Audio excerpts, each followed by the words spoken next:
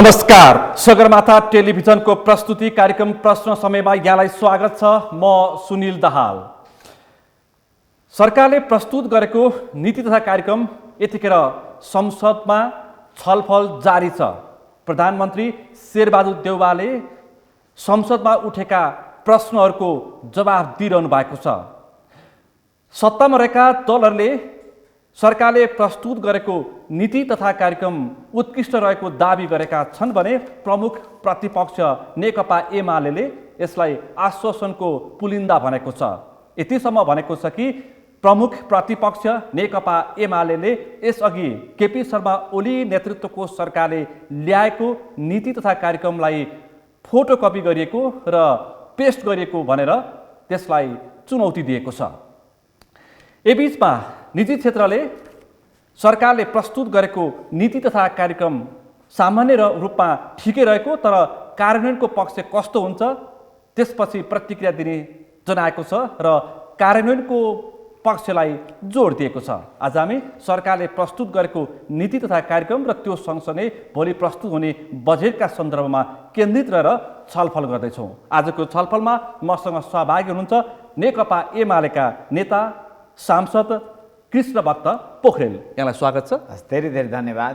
त्यसै गरी आजको यो छलफलमा मसँग सहभागी हुनुहुन्छ निजी क्षेत्रबाट नेपाल उद्योग वाणिज्य महासङ्घका सदस्य उद्योगी व्यवसायी भक्तबहादुर हमाल। यहाँलाई स्वागत छ। हस्, थ्याङ्क यू, नमस्ते। यहाँहरू दुवैजनालाई स्वागत गर्न चाहन्छु। मैले अर्को पक्ष सत्तारूढ दलका सांसदलाई पनि आमन्त्रण गरेको थिएँ तर उहाँ यतिखेर संसदमा हुनुहुन्छ, त्यसकारण म सत्ता पक्ष नभए पनि प्रतिपक्ष र त्यससँगै निजी क्षेत्रसँग म कुराकानी अगाडि बढाउन चाहन्छु। पोखरेलज्यू, सरकारले प्रस्तुत गरेको नीति तथा कार्यक्रममा प्रमुख प्रतिपक्ष नेकपा एमालेको पछिल्लो धारणा के छ? सरकारको नीति तथा कार्यक्रम एउटा परम्परागत कथा सङ्ग्रह जस्तो छ जसमा कुनै सपना छैन, जसमा कुनै नापन र मापन हुन सक्दैन। कुनै पनि चिज तपाईँले बोल्नुहुन्छ म 1 वर्षमा यो गर्छु भन्नुहुन्छ भने त्यो 1 वर्षभित्र के भयो के भएन भनेर नापन र मापन गर्न सक्ने प्रकृतिको हुनुपर्छ। तपाईँलाई उदाहरणको लागि म के भन्छु भने के भन्छ भने एक धारा एक घर कार्यक्रम हामी अब तयारी गर्नेछौँ भन्छ। भनेपछि नेपालमा एक धारा एक घर कार्यक्रमै छैन जस्तो गरे, जबकि 90% जति जनताको घरमा धारा पुगेको छ, 10% बाँकी छ। सरकारले त भन्न सक्नु पर्यो कि 10% चाहिँ बाँकी छ, हामी 8% गर्ने हो कि 10% गर्ने हो, यो वर्ष गर्छौँ भन्नु पर्यो। त्यस्तै गरी तपाईँ बुढी गण्डकी जलविद्युत आयोजनाको कुरा गर्नुहुन्छ भने सरकारले के भन्यो भने हामी नेपाल सरकारकै तर्फबाट त्यो चाहिँ काम गर्छौँ भन्यो। निजी क्षेत्रलाई पनि यसमा गम्भीर इस्यु छ यो कि अब कसरी गर्ने त, स्रोत के हो? बुढी गण्डकी जलविद्युत परियोजना नेपालको लागि एउटा राम्रो सम्भावना बोकेको परियोजना, आर्थिक समृद्धिको एउटा आधार हो। त्यसका लागि निजी क्षेत्रको कति प्रतिशत, सरकारको कति प्रतिशत, यसको यति पैसा लाग्ला, हामी यति वर्षमा पुरा गर्छौँ, यो चाहिँ यो वर्षबाट सुरुवात गर्छौँ होइन कि हचुवाको भरमा सबै चिज एउटा के भन्दा अँध्यारोमा के ढुङ्गा हानिदिने, जहाँ पर्ला पर्ला भन्ने प्रकृतिको छ। नत्र अब जस्तो निजी क्षेत्रका साझेदारीका कुराहरू पनि प्रष्ट रूपमा बोलिँदैन कि भन्नु पर्यो कि निजी क्षेत्र र सरकार मिलेर हामी यसपटक यो परियोजनाको सुरुवात गर्छौँ, मुआब्जाका सवालहरू पनि करिब करिब टुङ्गिएको छ, अब हामी यसरी पुरा गर्छौँ भन्नु पर्यो। त्यो चिज पनि अहिले तपाईँले यसमा देख्न पाउनुहुन्न। अर्को सरकारले के भन्यो भने जति पनि बन्द भएका कल कारखानाहरू छन् हामी चलाउँछौँ भने बेच्यो कसले? 16वटा कल कारखाना, बिर्खुटी कागज कारखाना लगायतका 16वटा कल कारखाना बेच्यो। बेचेका त्यहाँभित्रका मेसिनहरू पनि अहिले कौडीको मूल्यमा बिक्री भइसक्यो। अब त्यो बेचेका उद्योग कल कारखाना हामी के भन्छौँ त भन्दाखेरि तिमीले उद्योग चलाउने शर्तमा राज्यबाट किनेका हौ, त्यस कारणले त्यो तिमी उद्योग चलाऊ कि तिमी छोड भन्न सक्छौँ भन्ने कुरा होइन। कसरी अनुमान गर्न सक्नुहुन्छ? जसले जति उद्योग बेच्यो तिनी बेच्ने मान्छेहरूले अब त्यो उद्योग चाहिँ पुनः सञ्चालन गर्छौँ, त्यसको आधार ग्राउन्ड के पनि छैन। आज पनि मन्त्रीजीले उत्तर दिँदाखेरि पनि प्रधानमन्त्रीजीले त्यो कुनै उत्तर दिन सक्ने अवस्था पनि देख्दिनँ। अहिले जवाफमा पनि उहाँले केही कुरा भन्नुभएको छैन। त्यसकारण अहिले यो देशलाई समृद्धि गर्ने मुख्य आधारहरू भनेको के हो त भन्दा हाम्रो ऊर्जा हो, पर्यटन हो, कृषि हो। यो तिनै चिजमा स्वास्थ्य र शिक्षामा पनि काफी हामी चाहिँ इन्टरनेसनल हब बन्न सक्ने अवस्था छ। शिक्षातर्फ हेर्नुहुन्छ भने हिजो जति MBBS पढ्नको लागि विदेशी विद्यार्थी आउँथे, आज बन्द ठप्प जस्तो छ।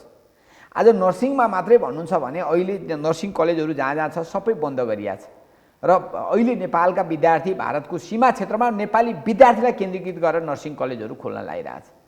त्यसलाई कसरी रोक्ने त्यो पनि कुनै प्लानिङ छैन। प्राविधिक शिक्षा यसरी दिन्छौँ, जस्तो नर्सिङ पढेको बच्चाहरू अहिले बेलायतमा जाँदाखेरि 3-4-5 लाख रुपियाँ तलब पाउने अवस्था छ, तर त्यो नर्सिङ कलेज जति सबै बन्द। नियमन चाहिए हो तर नियन्त्रण होइन।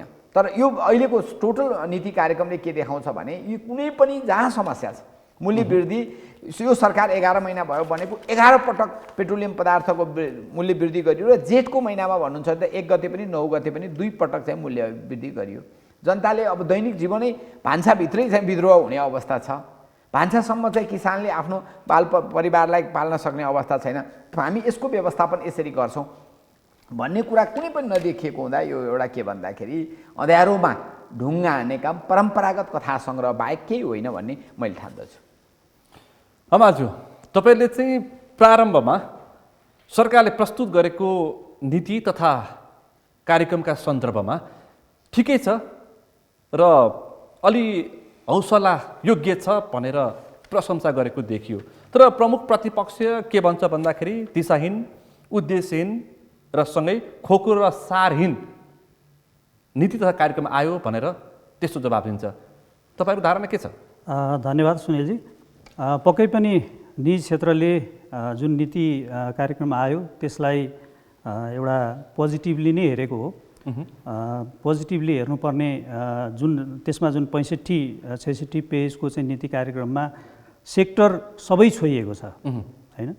यो हिजो पनि आउँथ्यो, केही कुराहरू थपिएर आएका छन्, तर के छ भनेदेखि सबैभन्दा इम्पोर्टेन्ट कुरा चाहिँ नीति तथा कार्यक्रम आउनु मात्रै होइन कि नीति तथा कार्यक्रम आउँदै गर्छ सधैँभरि र त्यसलाई चाहिँ बजेट जुन चाहिँ भोलि प्रस्तुत हुँदैछ संसदमा, त्यसमा बजेटमा कति एड्रेस हुन्छ र कार्यान्वयन कति हुन्छ, मुख्य पाटो चाहिँ त्यो हो।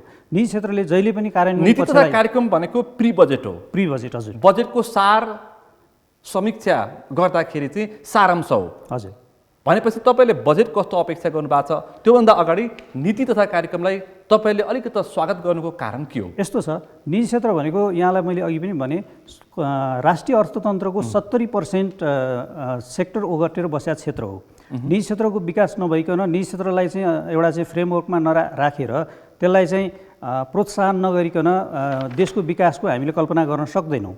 हामीले बजेट नीति तथा कार्यक्रम आउँदै गर्दा हामीले ती कुराहरूलाई हामीले पोजिटिभली लिएकै हो र हामी जहिले पनि आशावादी छौँ। निजी क्षेत्र जहिले पनि आशावादी हो, भलै त्यो काम होला नहोला आफ्नो ठाउँमा छ, देखिया छ। हिजोको दिनमा पनि नीति तथा कार्यक्रम आएको, तर यसअघिका कुनै नीति तथा कार्यक्रममा निजी क्षेत्रले आलोचना गर्थ्यो, तर यसमा चाहिँ तपाईँले अलिकति हजुर हौसला योग्य छ भनेर प्रशंसा गर्नुको कारणको पछाडि चाहिँ कुन बुदाले निजी क्षेत्रको मागलाई सम्बोधन गर्यो?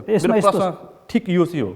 यसमा यस्तो छ, जस्तो नीति तथा कार्यक्रम आउनुभन्दा अगाडि नेपाल उद्योग वाणिज्य महासङ्घमै पनि हामीले सम्बन्धित चाहिँ विज्ञहरूलाई राखेर कार्यक्रमहरू गऱ्यौँ।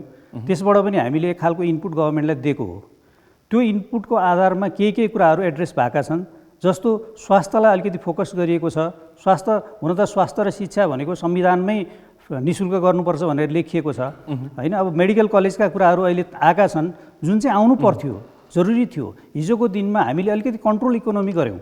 कन्ट्रोल इकोनोमी गर्दाखेरि तपाईँको के भयो भन्दा हाम्रो जति पनि जनशक्तिहरू यहाँ उत्पादन हुनुपर्थ्यो, ती जनशक्तिहरू चाहिँ यहाँ उत्पादन हुन नसकिकन विदेशमा गएर पढ्नुपर्ने बाध्यताहरू भयो। अब अहिले एउटा राम्रो पक्ष के भएको छ भने हरेक प्रदेशमा 2टा मेडिकल कलेज खोल्ने भनेर नीति तथा कार्यक्रममा अहिले एड्रेस भएको छ। हरेक प्रदेशमा 2टा मेडिकल कलेज खोल्नु भनेको राम्रो पक्ष हो। यसभन्दा अगाडि केपी शर्मा ओलीको पालामा पनि केपी शर्मा ओलीले नेतृत्व गर्दाखेरि पनि हरेक प्रदेशमा मेडिकल कलेज भनेर यो प्रस्ताव, तर यसपटक तोकिएर 2टा भनिएको छ।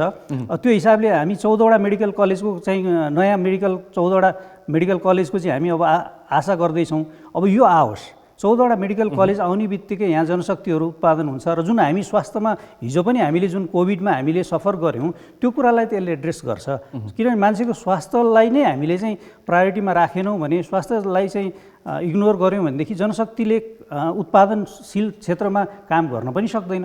त्यसो भए हुनाले निजी क्षेत्रले चाहिँ एउटा यो स्वास्थ्यको फेजमा चाहिँ मेडिकल कलेजलाई स्वागत गरेको छ र त्यति भन्दा भन्दै जुन अहिले अलिकति नर्सिङ कलेज अघि मान्यज्यूले पनि कुरा उठाउनु भयो, नर्सिङ कलेजहरूलाई चाहिँ बन्द गरेको स्थिति छ। त्यो फेरि अर्को विडम्बनाको कुरा हो। त्यो चाहिँ गरिनु हुँदैन। कम्पिटिटिभ बनाउनु पऱ्यो। क्वालिटी भएको छैन भने क्वालिटीमा कहाँनिर सुधार्न सकिन्छ सुधार्नु पऱ्यो। तर क्वालिटी सुधार्नपट्टि नलागिकन सिधै नम्बर अफ बेडका आधारमा नर्सिङ कलेज दिने अथवा नदिने भन्ने खालका कुराहरू चाहिँ अलिकति विडम्बना नै छन्। मापदण्ड विपरीत दिएका छन् जुन र दिन खोजिएको छ त्यसप्रति चाहिँ तपाईँहरूको अलिकति असन्तुष्टि, तर आवश्यक छ। आवश्यक छ। होइन, मापदण्ड विपरीत दिनुहोस् भन्ने होइन। मापदण्ड पुर्याएर भएका कलेजहरू पनि नपाएका स्थिति छन्। उनीहरूले पनि कार्यान्वयन गर्न नपाएका मापदण्ड पुर्याएर पनि उनीहरूले स्वीकृति पाएका छन्, तर शक्तिको भरमा पनि स्वीकृति लिने प्रयास भएका छन्, लिएको अवस्था छ। त्यसप्रति त सबै तर्फबाट आलोचना भइरहेको छ। भनेपछि पोखरेलज्यू, विशेष गरी अहिले नीति तथा कार्यक्रममा केही बुदागत रूपमा नीति तथा कार्यक्रम, तपाईँले त नीति नै छैन कार्यक्रम मात्रै छ सरकारले प्रस्तुत गरेको नीति तथा कार्यक्रममा भन्नुभएको छ। तर तपाईँलाई म केही दृष्टान्त पेश गर्छु। राष्ट्रिय गौरवको आयोजनाहरू छन्, तिनीहरू आयोजनलाई प्रदेशलाई हस्तान्तरण गर्ने, कर प्रणालीलाई सुदृढ गर्ने, 1 वर्षभित्र क्रेडिट रेटिङ गर्ने, घर जग्गा कारोबारलाई विशिष्टीकरण गर्ने, तोकिएका उद्योगलाई हदबन्दीमा सुधार ल्याउने, विदेशी लगानीलाई आकर्षित गर्ने, उद्योग वाणिज्य कम्पनी प्रशासनमा स्वचालित रुट सञ्चालन गर्ने, हाउस पुलिङबाट सहरको व्यवस्थापन गर्ने, उपत्यकामा नयाँ सहर विस्तार गर्ने, प्रधानमन्त्री उत्पादन तथा उपभोग कार्यक्रम 1 वर्षभित्र निजगढ अन्तर्राष्ट्रिय विमानस्थल बनाउने भनेको छ, तर यसलाई सर्वोच्च अदालतले रोकिदिएको छ। 1 वर्षमा 800 किलोमिटर सडक विस्तार गर्ने र विद्युत महसुल दरमा विचार गर्ने र सहुलियत दिने, यति राम्रा कार्यक्रम छन् अनि तपाईँहरू छैन भन्नुहुन्छ। होइन, जस्तो यहाँले भन्नुभयो जग्गामा विशिष्टीकृत संस्थाबाट मात्रै घर जग्गाको कारोबार गर्ने, के भनेको त्यो? संविधानले तपाईँको मौलिक हक हो। कोही व्यक्ति कुनै संस्था खोज्दै जग्गा बेच्न रामबहादुर र श्यामबहादुर कुनै विशिष्टीकृत संस्थाले व्यावसायिक ढङ्गबाट गर्छ भने त्यसमा हामीलाई आपत्ति छैन। तर रामबहादुरले श्यामबहादुरलाई जग्गा बेच्दाखेरि विशिष्टीकृत एजेन्टकै जानुपर्ने भन्ने जुन बाध्यात्मक व्यवस्था गर्न खोजिएको छ एजेन्ट प्रणाली, अब त्यो एजेन्ट कस्तालाई दिने, उहाँहरूले आफ्ना मान्छेलाई दिने गरी योजनाका साथ आएको छ। त्यसमा स्पष्ट कुनै दृष्टिकोण कि त अब सामान्य प्रधानमन्त्रीले भन्नु पर्यो। प्रश्न जब हामीले यो प्रश्न उठाएको छौँ, मैले आज मात्रै पार्लियामेन्टमा उठाएँ, बोले, तर उहाँले त्यसमा कुनै पनि जवाफ दिनु भएन।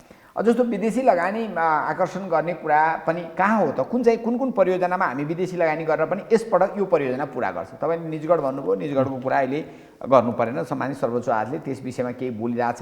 फुल टेक्स्ट नआएसम्म अहिले हामीले ठ्याक्कै दृष्टिकोण गर्न पनि गाह्रो। तर निजगढ अन्तर्राष्ट्रिय विमानस्थल यो मुलुकको लागि आवश्यक छ कि छैन? होइन, निजगढ अन्तर्राष्ट्रिय विमानस्थल त धेरै जरुरी छ। 100-200 वर्षसम्म हामीले अब काठमाडौँले अन्तर्राष्ट्रिय विमानस्थलको समेट्न सक्दैन। आज त अन्तर्राष्ट्रिय विमानस्थलको लागि योग्य भइरहेको अवस्था छैन। भूगोलदेखि सबै कुराले भने अब लङ टर्ममा त फास्ट ट्र्याक बनाइसकेपछि निजगढ त हाम्रो त त्यही नजिकै हो। त्यत्रो खुल्ला ठाउँ सबै परिस्थितिमा त्यहाँ चाहिँ राख्ने एयरपोर्टका सन्दर्भमा सामान्य सर्वोच्च अदालतले कसरी व्याख्या गरेको छ अहिले फुल टेक्स्ट नहेरेसम्म म यसमा कुनै दृष्टिकोण राख्न चाहन्न। तर कुनै पनि चिज विदेशी लगानी कहाँ कुन चाहिँ परियोजनाहरूमा ल्याएर हामी पुरा गर्छौँ। विदेशी लगानी यति लिन्छौँ र हाम्रो यति लगानी गर्छौँ, निजी क्षेत्रलाई यति सहभागिता गराएर यो चिज पुरा गर्छौँ। भोलि अब बजेटमा त्यो चिज देखियो भने छुट्टै कुरा हो। नत्र भए अहिले त कस्तो भने हावादारी कुरा बाहेक के कहीँ तपाईँले देख्नै सक्नुहुन्न क्या, कुनै यो एउटा यस्तो चिज देख्न सक्नुहुन्न जसबाट चाहिँ तपाईँलाई ढुक्कसँग यो काम चाहिँ त गर्ने रहेछन् कि त भनेर विश्वास लिने। तर आज मात्रै सत्तारूढ दलका मुख्य नेता पुष्पकमल दाहाल प्रचण्डले भन्नुभयो कि प्रमुख प्रतिपक्ष नेकपा एमालेका अध्यक्ष केपी शर्मा ओलीले हामीले प्रस्तुत गरेको जुन नीति तथा कार्यक्रम हुबहु कपी भयो भन्नुभएको छ। यदि त्यसो भयो भने त ठिकै हो, सहयोग गर्नुपर्छ भनेर जस्ताको त्यस्तै व्यङ्ग्य ठोक्नु भएको छ। प्रस्तुत भएको छ। म तपाईँलाई उदाहरणलाई एउटा नागरिकता विधेयककै कुरा राख्छु। नागरिकता विधेयक केपी शर्मा ओलीको सरकारले टाइमली ल्यायो विधेयक हो। त्यो विधेयक ल्याइसकेपछि 1.5 वर्षसम्म कहाँ छलफल भयो? समितिमा छलफल भएर टुङ्गो पाङ्गो गरेर अहिले हाउसमा गएको पास गर्दै हुन्छ नि। जन्मसिद्धका सन्तानले नागरिकता पाउने भनेर संविधानमा लेखिया छ। आमाको आधारमा नागरिकता पाउने संविधानमा लेखिया छ।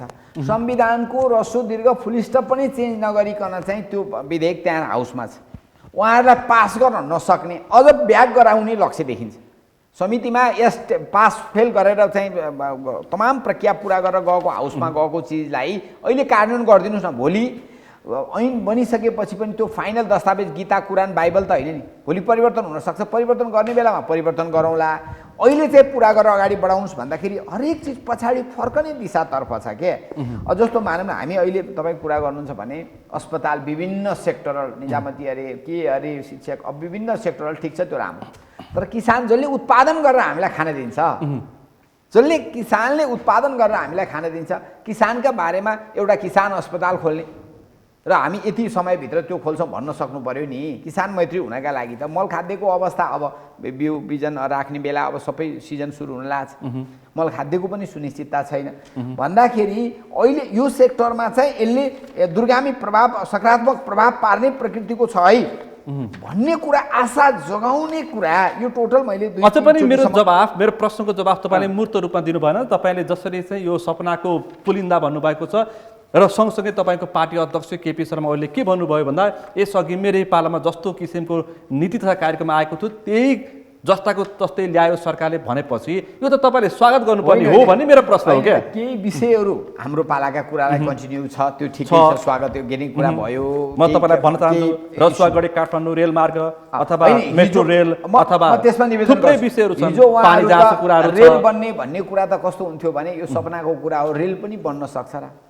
हाम्रो सरकारले जुन सुखी नेपाली र समृद्ध नेपाल निर्माण गर्ने एउटा सङ्कल्प गर्यो, रेलको पनि कन्सेप्ट ल्यायो, उहाँहरूले त्यसलाई निरन्तरता। पानी जहाज पनि बन्न सक्छ, तर आज रेलको लागि तयारी गरे, रेलको लागि मुआवजा समेत दिएर एलाइनमेन्टहरू काम भइरहेछ। स्वागत गर्नुपर्ने हो होइन? थाहा छैन कि उहाँहरूलाई त्यो पनि थाहा छैन। त्यस कारण होइन, हामी पूर्व पश्चिम रेल चाहिँ यति समयमा पुरा गर्ने हाम्रो लक्ष्य। तपाईँ मैले अघि नै भने नापन र मापन 1 वर्षपछि अहिले बान्नेजी नै आउनु भएको छ, 1 वर्षपछि हामी सांसदले जनतासँग गएर यो सरकारले ल्याएको नीति कार्यक्रमबाट 1 वर्षपछि यो परिवर्तन हुन्छ है अनुभूत गर्न सक्छन् जनताले। किसान अस्पतालको सुरुवात भयो, जग खनियो, अर्को वर्षबाट किसान त्यो अस्पतालमा गएर निःशुल्क उपचार गर्छन्। यस्तो प्रकृतिको के जो कुरा तपाईँले नापन र मापन गर्न सक्ने प्रकृतिका एउटा देखाइदिनुहोस् न। मलाई अब अहिले कङ्ग्रेसको मित्रले भन्नु होला, सत्तारूढ दलका साथीहरूले, त्यस्तो मैले कुनै पनि चिजलाई मैले फेला पार्न सकेको छैन। जस्तो बेचिएका उद्योगहरू के गर्नुहुन्छ, म अहिले पनि उहाँ आउनु सरकारले चल्न नसकेका सार्वजनिक संस्थानहरूलाई निजीकरण गर्ने भनेर प्रस्ताव अगाडि सारेको छ। बेच्दाखेरि उहाँहरूले त्यो जग्गा अरू कामका लागि दिया होइन, उद्योगै खोल्नका लागि भनेर बेच्नुभयो। आज बेचेको उद्योगहरू हामी चाहिँ कति समयमा चलाउँछौँ, मलाई उत्तर चाहिन्छ। म तपाईँसँग आउँछु। यही उत्तर जुन तपाईँको प्रश्नको उत्तर दिनको लागि मसँग सत्तारूढ दलका माननीय सांसद अभिषेक प्रताप शाह आइसक्नु भएको छ, तपाईँलाई म स्वागत गर्न चाहन्छु। धन्यवाद। र शाहज्यू, प्रमुख प्रतिपक्षले भन्यो कि सत्तारूढ दल अथवा सत्तामा रहेका दलले सरकारले प्रस्तुत गरेको यो नीति तथा कार्यक्रम नीति नभएको कार्यक्रम मात्रै भयो, सपनाको पुलिन्दा भयो, आश्वासनको झुटहरू मात्रै, त्यसको पोका मात्रै प्रस्तुत गर्यो, दिशाहीन उद्देश्यहीन र टिप्पणी गर्ने नपर्ने खालको खोकुरो र सारहीन नीति तथा कार्यक्रम प्रस्तुत गर्यो। अब त्यस्तै खालको बजेट ल्याउँछ र देशलाई दुर्भाग्यमा लान्छ, दुर्घटनातर्फ लान्छ, जुन अहिले आर्थिक रूपमा मुलुक सङ्कटग्रस्त भयो भनेर चिन्ता व्यक्त गरेको बेलामा यस्तो किसिमको कार्यक्रम पनि नीति पनि आवश्यक छ भनेर प्रश्नको जवाफ खोज्दैछ। तपाईँ के भन्नुहुन्छ? सर्वप्रथम त म के भन्न चाहन्छु भने यो नीति तथा कार्यक्रम अहिलेसम्मको सबभन्दा उत्कृष्ट र नेपाल सरकारले ल्याएको यो नीति तथा कार्यक्रम सराहनीय छ र यसको म मात्रै होइन, देशका विभिन्न ठाउँमा विभिन्न विज्ञहरूले यसको बारेमा पोजिटिभ रिमार्क्सहरू दिनुभएको छ र यो चाहिँ तपाईँको के छ भने त्यति ओभर प्रोग्रेसिभ पनि छैन जति ओलीजीको तीन वर्षीय सरकारले जुन दियो हामीलाई। अब पानी जहाजको नाममा जनतालाई छलियो अनि त्यो स्टिमर मात्र चलिरहेछ अहिले है। र जुन किसिमको एउटा चाहिँ अब घर घरमा ग्यास पाइपलाइन पुर्याइदिन्छु भनेर ओलीजीले भन्नुभएको थियो, ग्यास पाइपलाइन या ग्यासको हाहाकार छ, ग्यास पाइपलाइन त बेग्लै कुरो हो। त्यो जुन उहाँले ओभर जुन एउटा भनौँ न ओभर एक्सपेक्टेसनवाला जुन कुरो जुन जनताको बिचमा ल्याउनु भएको थियो त्यो यो सरकारले ल्याएको छैन। यो सरकारले ल्याएको एकदम प्र्याक्टिकल कुराहरू हुन्। त्यो प्र्याक्टिकल कुरा हामी चाहिँ त्यसलाई मिटअप गर्न सक्छौँ। त्यसलाई चाहिँ सरकारले चाहिँ आफ्नो टेन्युरमा आफ्नो चाहिँ समयभित्र त्यसलाई चाहिँ पुरा गर्न सक्छ। त्यस्ता योजना हामीले चाहिँ लिएर आएका छौँ। तपाईँ निरन्तर रूपमा 2 दिनदेखि 3 दिनदेखि यो नीति तथा कार्यक्रममा प्रत्यक्ष रूपमा संसदमा बसेर छलफलमा सहभागी भएको एउटा माननीय सांसद। तर तपाईँले त्यसो नभन्दाखेरि पूर्ववर्ती सरकारले अघि सारेको रेल, पानी जहाज जस्ता योजनाहरू पनि यो कार्यक्रममा परेको छ। त्यसै गरी उपत्यकामा मेट्रो रेल, त्यो सँगसँगै वीरगञ्ज काठमाडौँ रेल, त्यो सँगसँगै रसुवागढी काठमाडौँ रेलमार्ग, थुप्रै विषयवस्तु यसमा परेको छ। भनेपछि तपाईँहरू यसभन्दा अगाडिको सरकारले प्रस्तुत गरेको जुन नीति तथा कार्यक्रम बजेटलाई के भन्नुभएको थियो, आज किन यसलाई आवश्यकता ठान्नुभयो? मान्छेले प्रश्न गरेका छन्, मानिसहरू चाहिँ कन्फ्युजमा परेका छन्। नहीं पब्लिक मोबिलिटीको लागि र पब्लिक चाहिँ तपाईँको के छ पब्लिक ट्रान्सपोर्टेसनको लागि अब किनभने हरेक व्यक्तिलाई निजी साधन चाहिँ दिन सकिन्न। पब्लिक मोबिलिटीको लागि यो एकदम आवश्यक कुरो छ। यो आज आवश्यक छ होइन त? यो आवश्यक छ र यो चाहिँ तपाईँको के छ भने यो 20 वर्ष अगाडि यो सब विषय चाहिँ आइदिनु पर्थ्यो नेपालको। अनि आवश्यक थियो भनेदेखि आवश्यक केपी शर्मा ओलीको नेतृत्वको सरकार तर अहिले होइन अहिले किन आपत्ति जनाएको? किन भ्रम अथवा सपना अथवा झुटको खेती भनेर तपाईँले यसलाई व्यापक रूपमा प्रचार गरेको त? कसले? केपी शर्मा ओलीले ल्याएको जुन जुन विषय यसमा पनि समावेश भएको छ, सपनाका पुलिन्दा भनेका शब्दहरू यसमा जस्ताको तस्तै राखिएको छ त। अनि होइन मेरो भनाइ के छ भने यो अति आवश्यक विषयहरू हुन् है। ट्रान्सपोर्टेसनलाई के छ भने पब्लिकले यसलाई चाहिँ डाइरेक्टली ट्रान्सपोर्टेसनको फाइदा लिन्छ र यसमा म यति मात्र भन्न चाहन्छु कि यो विषय नेपालमा करिब 20 वर्ष अगाडि नै यो सब विषय आइदिनु पर्थ्यो।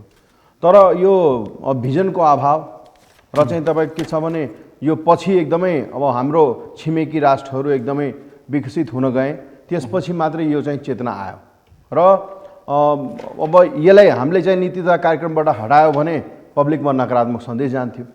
त्यही भएर यो सरकारले पनि ल ठिक छ, विगतका सरकारले गरेका राम्रा कुरा पनि हामीले ल ठिक छ त्यसलाई पनि हामी आत्मसात गर्छौँ र आउने समयमा यदि हाम्रो बजेटले पर्मिट गर्यो भने, हाम्रो चाहिँ बजेटले जो अनुमति दियो भने हाम्रो जुन टोटल सोर्स अफ इन्कम छ त्यो सोर्स अफ इन्कमबाट हामी चाहिँ यदि त्यसलाई हामी मिटअप गर्न सक्छौँ भने त्यसमा पनि हामी पछाडि हट्दैनौँ। किनभने हामी डेमोक्रेटिक सरकार हो र डेमोक्रेटिक सरकारले हरेक यहाँसम्म कि प्रतिपक्षको विषयलाई पनि हामी समेटेका छौँ र कुनै पनि किसिमको विवाद नहोस्, देशमा द्वन्द्व नफैलियोस् भनेर हाम्रो चाहिँ चाहना थियो। प्रतिपक्षको आवाज पनि समेट्ने काम प्रयास यो सरकारले गरेको छ भनेपछि पोखरेलज्यू होइन।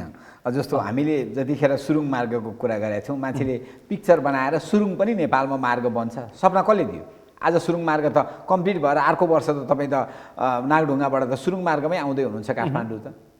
कि रेलको सपना अहिले उहाँले पनि स्वीकार गर्नुभयो कि 15, 20, 25 वर्ष अगाडि नै यो सपना 48 सालतिरै नेपाली कङ्ग्रेस सरकारमा हुँदा देखेको भए अहिले त आउँथ्यो त। अहिले त जग्गा मुआब्जा दिने सम्मका प्रक्रियाहरू पूर्वबाट सुरु भइसकेका छ त।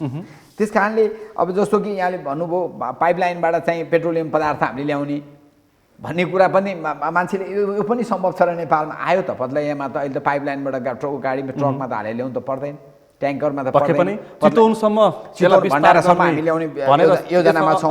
पूर्व पश्चिम राजमार्ग सबैलाई हामी चाहिँ 6 लेन लेभलको चाहिँ पूर्व पश्चिम राजमार्गलाई हामीले गर्ने भन्ने कुरा, त्यसको काम बुटोल खण्डदेखि नानगढ खण्ड, नानगढदेखि पत्लैयासम्मको खण्ड, त्यो कामहरू चाहिँ युद्ध स्तरमा काम भइरहेछ। अर्थात् नयाँ चिजहरूको हामीले जो प्रस्तुत गरेका छौँ, अब त्यसलाई केही चिज चाहिँ सम्बोधन गरेको छ सरकारले, त्यसमा मेरो अन्यथा कुरा छैन। तर आम रूपमा नयाँ चिज के ल्याउन खोज्यो त भन्दाखेरि मैले सिम्पल कुरा के सिम्पल सरकारले प्रस्तुत गरेको नीति तथा कार्यक्रम नै सफल भयो भने त जनताको अपेक्षा त लगभग 80% पुरा हुन्छ। म त्यही भन्दैछु, सिम्पल कुरा उहाँ मधेसबाट प्रतिनिधित्व गरेर आउनु भएको मान्ने पनि हो कि आज मधेसका दाजुभाइ दिदीबहिनी जो बाबुसँग पनि नेपाली नागरिकता छ, आमासँग पनि नेपाली नागरिकता छ, बाबुआमा दुवै नेपाली नागरिक, छोराछोरी चाहिँ उनीहरू बाआमाले चाहिँ जन्मसिद्धको नागरिकता ल्याएको थिए।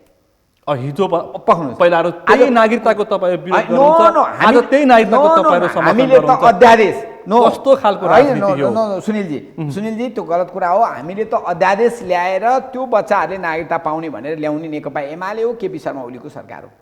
आज उहाँले के भन्नुभयो नीति कार्यक्रम पढ्नुहोस् त एकचोटि। मैले पढिसकेँ। पढ्दाखेरि के भन्छ त भन्दा अब हाउसमा 1 दिनमा पास फेल गरेर गरिदिए हुन्छ, पास फेल गरेर पास भन्यो भने त्यो बच्चाले भोलिपल्ट राष्ट्रिय सभालाई 10 दिन लाग्ला, 15 दिनको दिनै त्यो बच्चाले नागरिकता प्राप्त गर्छ। त्यो काम चाहिँ उहाँहरू नगर्ने। अब राष्ट्रिय सहमति भनेर किन फर्काउने? संविधानमा भएको प्रबन्ध दिएर कार्यान्वयन गर्ने उसको राइट होइन। आज 8 वर्ष भइसक्यो त्यो बच्चाले नागरिकता प्राप्त गरेको छैन, 16 वर्ष पुगेको हो भने अब यस्तो चिज अझै पनि मेरो प्रश्नको मूर्त जवाफ आएन। यसभन्दा अगाडि केपी शर्मा ओली प्रधानमन्त्री हुँदाखेरि यो किन पास हुन सकेन? नो पास हुन त अब समितिमै झगडा गरेर हामीले त इन टाइम 1 वर्षभित्र हाम्रो सरकार जतिखेर बन्यो 1 वर्षभित्र हामीले त्यो कानुन संसदमा टेबल गऱ्यौँ। पहिला 16वटा मौलिक हक सम्बन्धी कानुनहरू गर्नु थियो, त्यो टेबल भयो। त्यसपछि यो कानुन प्रायोरिटीमा हामीले गरेपछि 1.5 वर्ष समितिमै लगाए, 1.5 वर्ष। अनि समितिबाट पास हुने लक्षण नदेखिएपछि अनि केपी ओलीले अथवा नेकपा एमाले के भयो, अध्यादेश ल्याए। तपाईहरु 2/3 लगभग सांसद तपाईहरुसँग नेकपा भन्ने पार्टीसँग सबै नै सुन्नु न, नेकपा शक्ति पुग्थ्यो तर त्यहाँ सफल हुन सकेन। तर नभइसकेपछि अध्यादेश ल्याइयो। अध्यादेशलाई सर्वोच्च अदालतले जबकि फुल स्टप पनि चेन्ज छैन संविधान भन्दा, सर्वोच्च अदालतले रोकिदियो। यहाँलाई थाहा छ। तर अहिले हाउसमा छ नेपाली कांग्रेस अथवा माओवादी गठबन्धन सरकारले भोलि पास गरिदिए हुन्छ नि मेरो भनाइ। त्यो न्यूनतम चिज पनि उहाँहरूले गर्न सक्नु भएको छैन। मलाई यति कुरा, मैले अहिले तपाईँलाई धाराको कुरा गरेँ नि, उहाँहरू के भन्नुहुन्छ, एक घर एक धाराको अब तयारी गर्ने। यो देशमा अब तयारी गर्नुपर्ने हो त एक घर एक धारा, अब पुरा गर्नुपर्ने। उहाँसँग त्यो तथ्याङ्क पनि छैन। अब जम्मा बाँकी 10% रहेछ। त्यो 10% चाहिँ हामी यो वर्षभित्र पुरा गर्छौँ भनेर आउने कि अब एक घर एक धारा चाहिँ हामी तयारी गर्छौँ। तर तपाईँलाई म एउटा दृष्टान्त पेश गर्छु। धरानमा हर्क राईले धरान जस्तो सहरमा, उत्कृष्ट सहरमा पिउनी पानीको नारा पोख्दाखेरि स्वतन्त्र रूपमा मेयरमा प्रत्याशी भएर निर्वाचित हुनु हो। त्यसकारण समस्या रहेछ त। बाँकी जति ठाउँमा छ यति तथ्याङ्क बाँकी छ, त्यो हामी पुरा गर्छौँ भन्नु पर्यो कि। जस्तो मेडिकल कलेजहरू उहाँहरूले खोल्ने अहिले जो ल्याउनु भएको छ, अब डडेलधुरामा बिरामी 300 बेड, कम्तीमा नियमित 300 बेडमा बिरामी हुनुपर्छ पक्कै पनि। अब अर्को सुपमा भएको एउटै पनि मेडिकल कलेज अहिलेसम्म चल्न सकेको छैन। डडेलधुरामा मेडिकल कलेज खोल्दाखेरि तपाईँको प्रधानमन्त्रीले, तपाईँको पूर्व प्रधानमन्त्रीले, तपाईँको पार्टी अध्यक्षले किन व्यङ्ग्य गरेको? होइन, म त्यसमा मेरो चाहिँ विरोध छैन, मेरो पर्सनल्ली हेर्नुहोस्। तर मेरो भनाइ एउटा कम्तीमा मेडिकल कलेज चलाउनु पर्यो पहिला सुपमा। त्यो चलाइसकेपछि अनि के गर्नु त पर्यो त भन्दाखेरि अर्को खोल्नु पर्यो। र खोल्दा आधारभूत त्यहाँ बिरामी सङ्ख्या पुग्ला नपुग्ला त्यहाँको अरू डिटेल सर्वे नै छैन कि। अर्थात् अँध्यारोमा ढुङ्गा हानिया छ, जहाँ पर्ला। म तपाईँसँग आउँछु एकैछिन अमालज्यू। अब सरकारले प्रस्तुत गरेको यो नीति तथा कार्यक्रममा नेपाली उत्पादनको बजार विस्तार र उपभोग बढाउन नेपाली उत्पादन तथा उपभोग अभिवृद्धि अभियान दशक घोषणा गरिएको छ भनेको छ। यो के भन्न खोजेको यो प्रश्न भएको छैन, तपाईँले कसरी बुझ्नु भएको छ? म सत्तापक्ष र प्रतिपक्षको माननीयज्यूहरूलाई पनि यो प्रश्न गर्छु, तपाईँले के बुझ्नु भएको छ? यो राम्रो प्रश्न गर्नुभयो। सत्तापक्षको मान्य पनि हुनुहुन्छ, प्रतिपक्षको पनि हुनुहुन्छ। अब वास्तवमा देशलाई विकास गर्नको लागि उत्पादन नबढाइकन उपाय नै छैन। आज हामी 90% भन्दा बढी आयात गर्छौँ, 10% पनि हाम्रो निर्यात छैन होइन। अब 10% निर्यात चाहिँ गरेर 90% आयातलाई हामीले कसरी धान्न सक्छौँ? एउटा अहिले धानिरहेको एउटा रेमिट्यान्स हो। रेमिट्यान्सले कति दिन धान्ने त्यो पनि घट्दो स्तरमा छ होइन। अब रेमिट्यान्सले धान्दैन भनेपछि हामीसँग फरेन करेन्सी आउने स्रोत के त छैन। त्यसो भए हुनाले उत्पादनमा चाहिँ तपाईँको फोकस नगरिकन, उत्पादनमा फोकस गर्ने ठिक छ, नीति कार्यक्रममा आयो, राम्रो पक्ष हो। तर फोकस गर्ने भनेर के फोकस गर्ने? यहाँ अघि बिजुलीको कुराहरू पनि रहेछ नीति कार्यक्रममा। बिजुलीको कार्यक्रममा चाहिँ आधारमा आउँछ। हजुर, बिजुलीको चाहिँ तपाईँको बिजुली बाह्य निर्यातभन्दा कम दरमा दिन सकिने भनेको छ। सकिने भने के त? दिने भनेर चाहिँ घोषणा किन गर्न सक्नु भएको छैन? दिन्छौँ भनेर भन्दा पनि त राम्रो हुन्थ्यो होला नि। सकिने भनेपछि यो अलिकति के भयो भनेदेखि तजबिजी कानुन जस्तो भयो होइन। गर्नु पनि सक्ने, नगर्नु पनि गरिनेछ, हुनेछ। यो हामीले धेरै सुन्यौँ शब्दहरू चाहिँ यो परम्पराको निरन्तरता, यो हामीले धेरै सुन्यौँ। हामी व्यवसायीहरूले वास्तवमा यो चाहिँ धेरै सुन्यौँ। गर्न सकिनेछ, हुनेछ। यो तजबिजी कानुन नल्याउँ, तजबिजी भाषा नबोलौँ। गर्ने हो भने गर्ने बनाऊ, नगर्ने भए नगर्ने बनाऊ। गर्न सकिन्छ भनेर किन नआएको? उत्पादनमा जस्तो अब बिजुलीको व्यापक, अब हामीसँग बिजुली चाहिँ सरप्लस हुँदैछ। सरप्लस भएको बिजुली हामी 4 रुपियाँमा चाहिँ इन्डियामा बेच्न तयार हुने, तर नेपाली उद्योगलाई चाहिँ 7 रुपियाँमा पनि दिन नसकिने, 12 रुपियाँ 13 रुपियाँ लिनुपर्ने कन्डिसनमा चाहिँ उद्योग चल्न सक्छ त? त्यसो भए हुनाले यहाँ लेखिएको छ तर त्यो पनि क्लियर छैन। त्यो एउटा पार्ट हो। अर्को कुरा चाहिँ तपाईँको चाहिँ अब जमिनको व्यवस्था, उद्योग गर्ने कहाँ? जमिनको व्यवस्था त छैन।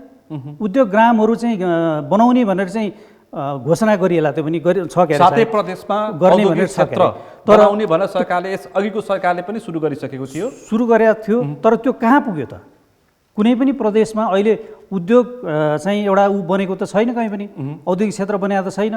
औद्योगिक क्षेत्र जबसम्म क्लियरली बन्दैन, त्यहाँ इन्फ्रास्ट्रक्चरहरू डेभलप हुँदैन, उद्योग लगेर कहाँ राख्ने? हामी गाउँमा लगेर उद्योग राख्न सक्दैनौँ।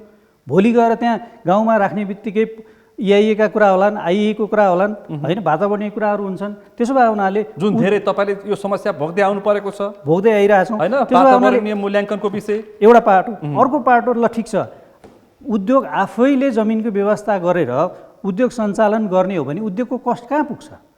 आजको दिनमा हेरौँ न, जग्गाको भाउ चाहिँ तपाईँको घडेरीको हिसाबले आएको छ भनेको असाध्यै महँगो छ। नेपालमा जग्गा किनेर उद्योग गर्नु भनेको मान्यज्यू त्यो अब हाम्रो कल्पनाभन्दा बाहिरको कुरो भइसक्यो। त्यसो भए हुनाले औद्योगिक क्षेत्रलाई छिटोभन्दा छिटो चाहिँ सम्पन्न गर्नु पर्यो। घोषणा भएका औद्योगिक क्षेत्रहरू सम्पन्न गर्नु पर्यो। उद्योग ग्रामहरूका कुरा छन्, तिनीहरूलाई सम्पन्न गर्नु पर्यो। एउटा सेज बनेको छ, त्यहाँ पनि चाहिँ हामी औद्योगिकहरू जान सकेका छैनौँ। किन सकेका छैनौँ भन्दा त्यहाँ पनि अब्स्टेकलहरू छन् धेरै। जति चाहिँ रेन्ट अथवा चार्जहरू लगाइएको छ त्यसमा गएर उद्योग चलाउन सक्ने स्थिति नै छैन। त्यसो भए हुनाले उद्योग गर्ने नारा राम्रो हो, गर्नु पनि पर्छ, हामी पनि त्यही भनिरहेछौँ, तर क्लियरली आउनु पर्यो। हामी उद्योगी व्यवसायीहरू उद्योग गर्न रिस्क लिन तयार छौँ, तर सरकारले पनि त्यो ढङ्गको चाहिँ वातावरण बनाउनु पर्यो। मैले अघि नै सुरुमै पनि भने, हामी यसलाई पोजिटिभली लिएका छौँ, नीतिलाई नेगेटिभ हामीले भनेकै छैनौँ। हामी सधैँ आशावादी नै हो, होइन। आशावादी हुँदाहुँदै पनि कति समयसम्म आशा गर्दै बस्ने? हामी आशामै चाहिँ हाम्रो जिन्दगी जाने जस्तो देखिसक्यो क्या, पक्कै पनि। त्यसो भए कस्तो अवस्थामा छौँ तपाईँलाई थाहा छ? अहिले हामी आर्थिक सङ्कटमा छौँ। मानिसले श्रीलङ्का जस्तै हुन्छ, ढुङ्गामुढा हुन्छ, आन्दोलन हुन्छ, घर घरमा नेताहरू कुटिन्छन्, माननीयहरूलाई थुनिन्छ जस्ता किसिमका हल्ला चलेको छ। तपाईँलाई पनि थाहा छ। हामी यस्तै अवस्था रह्यो भनेदेखि आर्थिक सङ्कटमा फस्छौँ र उहाँले भनिसक्नुभयो चुलोबाट सङ्घर्ष सुरु हुन सक्छ भन्ने अवस्था छ। हेर्नुहोस् त यहाँ मूल्य वृद्धि कहाँ पुगेको छ, पेट्रोलियम पदार्थको, तेलको, खाने तेलको अवस्था कस्तो छ। भर्खरै इन्डियाले चाहिँ गहुँ निर्यातमा रोक लगाइदियो, होइन। युक्रेनमा गहुँको चाहिँ अब यसपालि खेती गर्नै चाहिँ वारले गर्दा खेती नै हुन सकेन। जुन बेला बिउ रोपिन्थ्यो त्यो बेला बिउ रोप्नै पाएनन् वारले गर्दाखेरि। भनेपछि युक्रेन भनेको गहुँको निर्यात गर्ने सबैभन्दा ठुलो राष्ट्र पनि हो। अब आज त्यति टाढा नछौँ, हामी कृषि प्रधान देश। उहाँ कपिल वस्तुबाट प्रतित्व गर्नुहुन्छ। अत्याधिक रूपमा उत्पादन हुनुपर्ने ठाउँमा चाहिँ अहिले अवस्था कस्तो छ? प्लटिङहरू भइरहेछ। कृषि प्रधान देशको अवस्था यस्तो छ, हो। उत्पादन भनेको छ, हाम्रा खेतबारीहरू बाँझा छन्। यहाँले त्यो पनि जोड्न खोज्नुभयो होला। खेतबारीहरू बाँझा छन्, उत्पादन हुन सकेको छैन। रेमिट्यान्स घट्यो भने बजेटमा समस्या पर्छ। किन त भन्दाखेरि हाम्रो उत्पादन लागत महँगो छ। हामीले उत्पादनमा प्रयोग गर्ने बिजुली महँगो छ। सिँचाइको सुविधा पर्याप्त छैन र छ भने महँगो छ। हामीले तिनै बिजुली प्रयोग गरेर सिँचाइ गर्नुपर्ने हुन्छ। त्यसो भए हुनाले अब हामीले वास्तवमा अहिले यो एउटा राम्रो पनि भयो। सत्ता पक्षका मान्यज्यू पनि हुनुहुन्छ, प्रतिपक्षका मान्यज्यू पनि हुनुहुन्छ। उहाँहरू दुवैले हो वास्तवमा यो देशलाई ड्राइभ गर्ने पनि। अब उहाँहरूले यो कुरा व्यवसायहरूका समस्यालाई चाहिँ राम्रोसँग यसलाई चाहिँ राजनीति नगरिकन, यसलाई राजनीतिमा नलैजाउँ। राजनीति नगरिकन वास्तवमा देश विकासको लागि चाहिने के हुन् त, र त्यो क्राइटेरिया प्रष्ट बनाएर उद्योग मैत्री वातावरण बनाउनु पर्यो। व्यवसायीहरूलाई हामीले प्रश्न बनाएको छौँ। हामीलाई वातावरण मात्रै बनाइदिएको हो, हामी लगानी गर्छौँ, हामी रिस्क लिन्छौँ, हामी क्यापासिटी बिल्डअप गर्छौँ, होइन। हामी तयार छौँ। पक्कै पनि यसमा त सुनिलजी कस्तो भने हामी पुँजीगत खर्च हुनु पर्यो, तपाईँले ब्याङ्कमा लोन लिन सक्ने अवस्था सिर्जना हुनु पर्यो। यसमा के भन्छु भने हामीले संविधान लेख्दा, म यो संविधानको एउटा मस्यौदाकार पनि हो, हामीले के भन्यौँ भन्दाखेरि सार्वजनिक, निजी क्षेत्र र सहकारी तीनटा क्षेत्रको संयुक्त प्रयासबाट मात्रै यो मुलुकको समृद्धि सम्भव छ भनेको छ। त्यसको अनुभूति हुने गरी तीन खम्बे नीति हो र त्यसमा निजी क्षेत्रको सहभागिता यो, सहकारीको तर्फबाट यो र सरकारको तर्फबाट यो भन्ने अलिक क्लियर पिक्चर सहित के मैले भने नि ठ्याक्क नापन गर्न सकिने, आँखा जनताले अनुभूत गर्न, सहकारी क्षेत्रकालीन मेरो भूमिका यो छ है, निजी क्षेत्रले नि मेरो भूमिका यो छ है भन्ने कुराको अनुभूत हुने गरी आउने यसअगाडि आयो आएन भन्दा पनि आजको मितिमा हामीले यो नीति कार्यक्रम ल्याउँदा उही परम्परागतको कथा जस्तो ढङ्गबाट जुन चिज आएको छ मलाई लाग्छ अभिषेक मान्यजीलाई पनि ठ्याक्क यो 1 वर्षपछिको चाहिँ परिवर्तन यो होला भनेर आफ्नो निर्वाचन क्षेत्रमा जाँदा बोल्ने कुरा कुन छ त? खालि मेरो प्रश्न यति मात्र। निर्वाचन उन्मुख सरकार हो, मङ्सिरको वरिपरि प्रदेश र केन्द्रको निर्वाचन हुन्छ, सरकार त्यही रूपमा प्रस्तुत भएको छ। यसमा त धेरै हामीले हैन तर धारणा राख्नु पर्छ। राज्यको कुरा बजेट पास गर्दा त आबादी योजना पञ्चवर्षीय आबादी योजनालाई सपोर्ट हुने गरी त्यो वर्षभरिको योजना नै प्रस्तुत हुने। बजेट भनेको देशको खर्च गर्ने पुँजी हो। त्यसमा सरकार के हुन्छ, ढल्छ, बस्छ अथवा अस्थिर सरकार हुन्छ, के हुन्छ भन्ने प्रश्न उठ्दैन। अभिषेक प्रतापज्यू, तपाईँ भन्नुहोस् कि अब यस्तो अवस्थामा तपाईँ कपिलवस्तुबाट प्रतित्व गर्नुहुन्छ होइन? एउटा औद्योगिक क्षेत्र त्यहाँ बन्दैछ, त्यो सँगसँगै मुलुक आर्थिक सङ्कटमा फस्दैछ, त्यो सँगसँगै मुलुकको अवस्था यस्तो छ, बजेटमा कस्तो आउँछ पिक्चर देखिसकेको छ। अब कसरी यसलाई तपाईँ टिप्पणी गर्नुहुन्छ? जनताले बुझ्ने भाषामा प्रश्न पारिदिनुहोस् त। ठिक छ, म यसमा चासोको विषय छ यो। सर्वप्रथम त म अर्को प्रश्न पनि जोडी, महँगी। म नागरिकतालाई पनि म यहाँ चाहिँ टच गर्न चाहन्छु, किनभने नागरिकताको पनि विषय आयो। नागरिकताको विषय हेर्नुहोस्, अब नागरिकताको विषय वास्तवमा यो एमाले सरकार जुन थियो त्यो तपाईँको 3 वर्ष अगाडि, अथवा कम्युनिस्ट सरकार जुन थियो तपाईँको 3 वर्ष अगाडि, ओलीजीलाई मधेसी मनै नपर्ने, मधेसी समुदायप्रति उहाँको जुन घृणा थियो त्यो उहाँले पटक पटक कैयौँचोटि चाहिँ संसदमा बोल्नु भएको छ, बाहिर पनि बोल्नु भएको छ। त्यसो भएदेखि त स्थानीय तहको निर्वाचनमा दोस्रोमा किन नेकपा एमाले आउन सक्थ्यो त? एमाले आउने त्यो त अब रियाक्सन कारण हो। एउटा पक्षले टिकट पायो, अर्को पक्षले टिकट पाएन। मान्यज्यू मलाई बोल्न दिनुहोस्, तपाईँले बोलिसक्नु भएको छ है। र उहाँको अभिव्यक्तिहरू जुन पास्टका रेकर्डहरू तपाईँ हेर्नुहुन्छ भने त्यो टोटली मधेस विरोधी उहाँले चाहिँ आफ्ना कुराहरू मन्तव्यहरू राख्नु भएको छ। र मधेसलाई भारतबाट पनि जोडिन्छ, मधेसलाई भारतबाट पनि जोडिन्छ।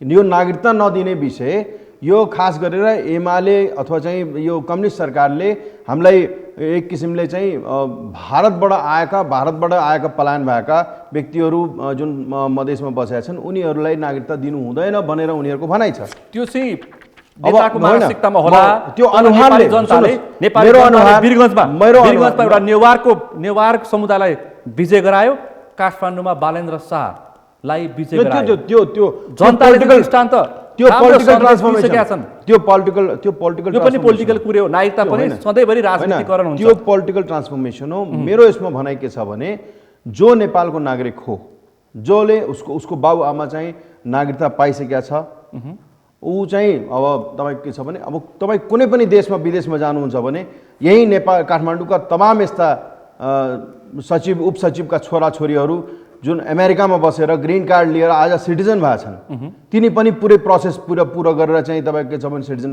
पाएका रहेछन्, त्यहाँको नागरिकता पाएका रहेछन्। त्यस्ता व्यक्ति यदि चाहिँ नेपालमा बसेको छ भने 15-20 वर्षदेखि उसको सबै कुरो चाहिँ उसको मतलब जन्म दर्ता चाहिँ नगरपालिकामा दर्ता छ, उसको पुरै उसको डिटेल्स उसँग छ, तर उसलाई चाहिँ नागरिकता नदिने यो कहाँको न्याय हो, यो कहाँको परम्परा हो मलाई बताइदिनु। अहिले त नागरिकताको विषयमा प्रमुख प्रतिपक्ष यति सकारात्मक छ, अब सत्ता पक्ष तपाईँहरू हुनुहुन्छ, उहाँ त पास गरेर भइहाल्यो नि त, अझ समस्या देखिएन। सकारात्मकता त ठिक छ त्यसमा, तर जुन अब हाम्रो त्यसमा कहाँनिर आएर के रिजर्भेसन के छ भने अब जस्तो अब मेरो अथवा चाहिँ तराईका कतिपय व्यक्तिहरूको छोरी रोटी बेटीको जुन सम्बन्ध छ तपाईँको, नेपालको बेटी नेपालको छोरी इन्डियामा बिहे हुन्छ, इन्डियाको छोरी नेपालमा बिहे हुन्छ, ठिक छ।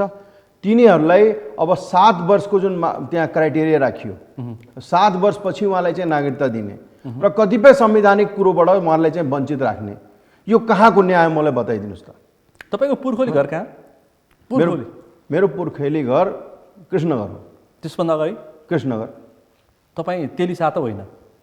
होइन, म राजपूत हो। राजपूत हो, हजुर। अनि तपाईँलाई त्यहाँबाट मैले अहिले पछिल्लो सिनारियो किन प्रस्तुत गर्न खोजेको भन्दाखेरि नेताहरूको मानसिकतामा चाहिँ त्यो छ तर जनताको मानसिकताबाट यो जुन जातीय विषय उठाएर जुन किसिमको द्वन्द्व राजनीतिक द्वन्द्व गर्न खोजिएको छ जनताले चाहिँ त्यसलाई यो स्थानीय तहको निर्वाचनबाट समाप्त गरिदिएका छन्।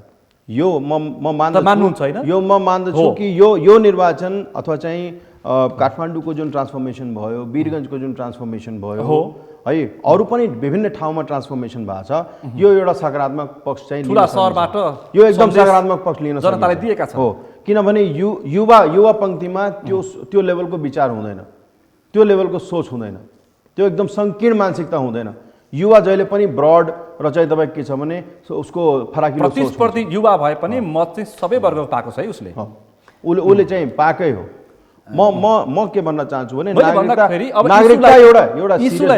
इस्युलाई अब तपाईँले जुन प्रतिपक्षले पनि सकारात्मक रूपमा लिएको छ, सत्ता पक्षले त्यही चाहेको छ, पुष्पकमल दाहाल प्रचण्डले पनि त्यसलाई चुनावी सभामा त्यही बोल्नु भएको छ भनेदेखि अब किन त्यसमा अब पास त्यो विधेयक जायज छ भने त्यो विधेयक जुन दर्ता छ त्यसमा पनि तपाईँको विभिन्न विषयहरू त्यसमा पनि छलफल गर्न बाँकी नै छ। 7 वर्षको विषय त्यसमा त्यो विषय चाहिँ जुन अहिलेसम्म यो हाम्रो नयाँ संविधान भन्दा अगाडिको जुन संविधान थियो त्यो कानुन र अहिलेको कानुनमा धेरै चाहिँ धेरै फरक छ। त्यो फरकलाई कसरी चाहिँ एड्रेस गर्ने त, त्यो नेपालमा बसेका ती व्यक्तिहरूलाई कसरी चाहिँ सम्बोधन गर्ने, त्यसमा पनि एउटा राष्ट्रिय सहमतिको आवश्यकता छ। त्यही आज हाम्रो सामान्य प्रधानमन्त्रीजीले पनि त्यही विषय चाहिँ दोहोऱ्याउनु भएको छ र त्यो अन्तिम चाहिँ टुङ्गो लागिसकेपछि मात्रै चाहिँ त्यसलाई संसदमा प्रस्तुत गर्ने हो, नभए त्यसलाई चाहिँ विवादको जरो नबनाउने अथवा चाहिँ त्यो विवादको एउटा चाहिँ पिक्चर खडा नगर्ने भनेर हाम्रो चाहिँ नेपाली काङ्ग्रेसको धारणा हो। र चुनावभन्दा अगाडि हरेक नेपालीले नागरिकता पाउँछ। यो नेपाल हाम्रो चाहिँ यो अहिले नेपाल सरकार एकदम दृढ छ। सधैँभरिको यो नागरिकताको राजनीति अब चाहिँ समाप्त हुन्छ कि भनेर अपेक्षा गर्न सकिन्छ होइन कि? अब सुनिलजी कस्तो भने नेकपा एमाले हिमाल पहाड तराई सबै मिलाएर प्रदेश बनाउँदाखेरि बनाउनुपर्छ भन्ने दृढ अडानमा थियो, आज पनि छ। त्यो बाहेक अरू तराईमा त्यसको महसुस सबैले गरेका छन्। म भन्छु हुलाकी सडक कुन पार्टीले निर्माण गर्यो? जब नेकपा एमालेको सरकार बन्यो 90% हुलाकी सडक, अभिषेकजी पनि त्यही ठाउँमा बस्नु व्यक्ति हुनुहुन्छ, हुलाकी 90% हामी आफैले ठेक्का लिएर भारतको पैसामा नेपालले नै त्यसको सुरुवात गरेर कम्प्लिट गर्यो। कति बजेट दिनुभयो त्यसमा? कति बजेट त्यसमा विनियोजन भारतको हो नि? हुलाकी सडकमा भारतको पैसा, हुलाकी सडक नेपाल सरकारमा पनि नेपालले पनि लगानी गर्ने प्रतिशत गरेर 90%, तथ्याङ्कै भन्छु 90% हुलाकी सडक कम्प्लिट भयो, जबकि अरू सरकार हुँदा 10%। 90% कहाँ कम्प्लिट भएको छ सर? 90% होइन। दोस्रो तराई पहिला घुमेर आउनुहोस्, त्यसपछि मात्र थाहा हुन्छ। अर्को भन्छु, तराईका 20 जिल्ला समृद्ध कार्यक्रम भनेर 4 अरब, तराईको सदरमुकामका 20 जिल्लाका सदरमुकामलाई 4 अरब विष्णु पौडेल अर्थमन्त्री हुँदाखेरि 4 अरबको दरले पैसा विनियोजन गर्यो। हावाहुरी 12 वर्षको हावाहुरी जाँदा 3 महिनाभित्र आर्मी समेत लगेर 12मा चाहिँ हावाहुरीले लाँदाखेरि 3 महिनाभित्र घर बनाएर सबैलाई हस्तान्तरण गर्ने काम गर्यो। हामी मधेसप्रति, मधेसी जनता नै हो यो देशको सीमा रक्षक, उनीहरूप्रतिको हाम्रो सम्मान कुरै होइन, खालि भूगोल काट्ने कुरामा, सङ्घीयता बनाउने कुरामा चाहिँ हिमाल पहाड तराई कोही छैन पराई भन्ने भावनाका साथ जाउँ भन्दा सुरुका दृष्टिकोण त्यस्तो हामीप्रति बन्यो। अर्को पनि तपाईलाई म दृष्टान्त पेश गर्छु। कपिलवस्तु भैरवमा औद्योगिक क्षेत्र बनाउन खोज्दाखेरि के भयो? म तपाईसँग जवाफ माग्छु। लुम्बिनी एयरपोर्टकै कुरा गरौँ। लुम्बिनी एयरपोर्ट हामीले सुरुवात गऱ्यौँ, अहिले काम त्यो कम्प्लिट भएको छ। आज पनि विष्णु पौडेलजीले भन्नुभयो त्यसको विस्तारको सेकेन्ड फेजको परियोजना पनि लागू गरियोस् र लुम्बिनीमा त्यो दोस्रो फेज पनि गरेर फुल फ्लेजमा इन्टरनेसनल एयरपोर्टको रूपमा चाहिँ त्यो अगाडि बढाइयोस्।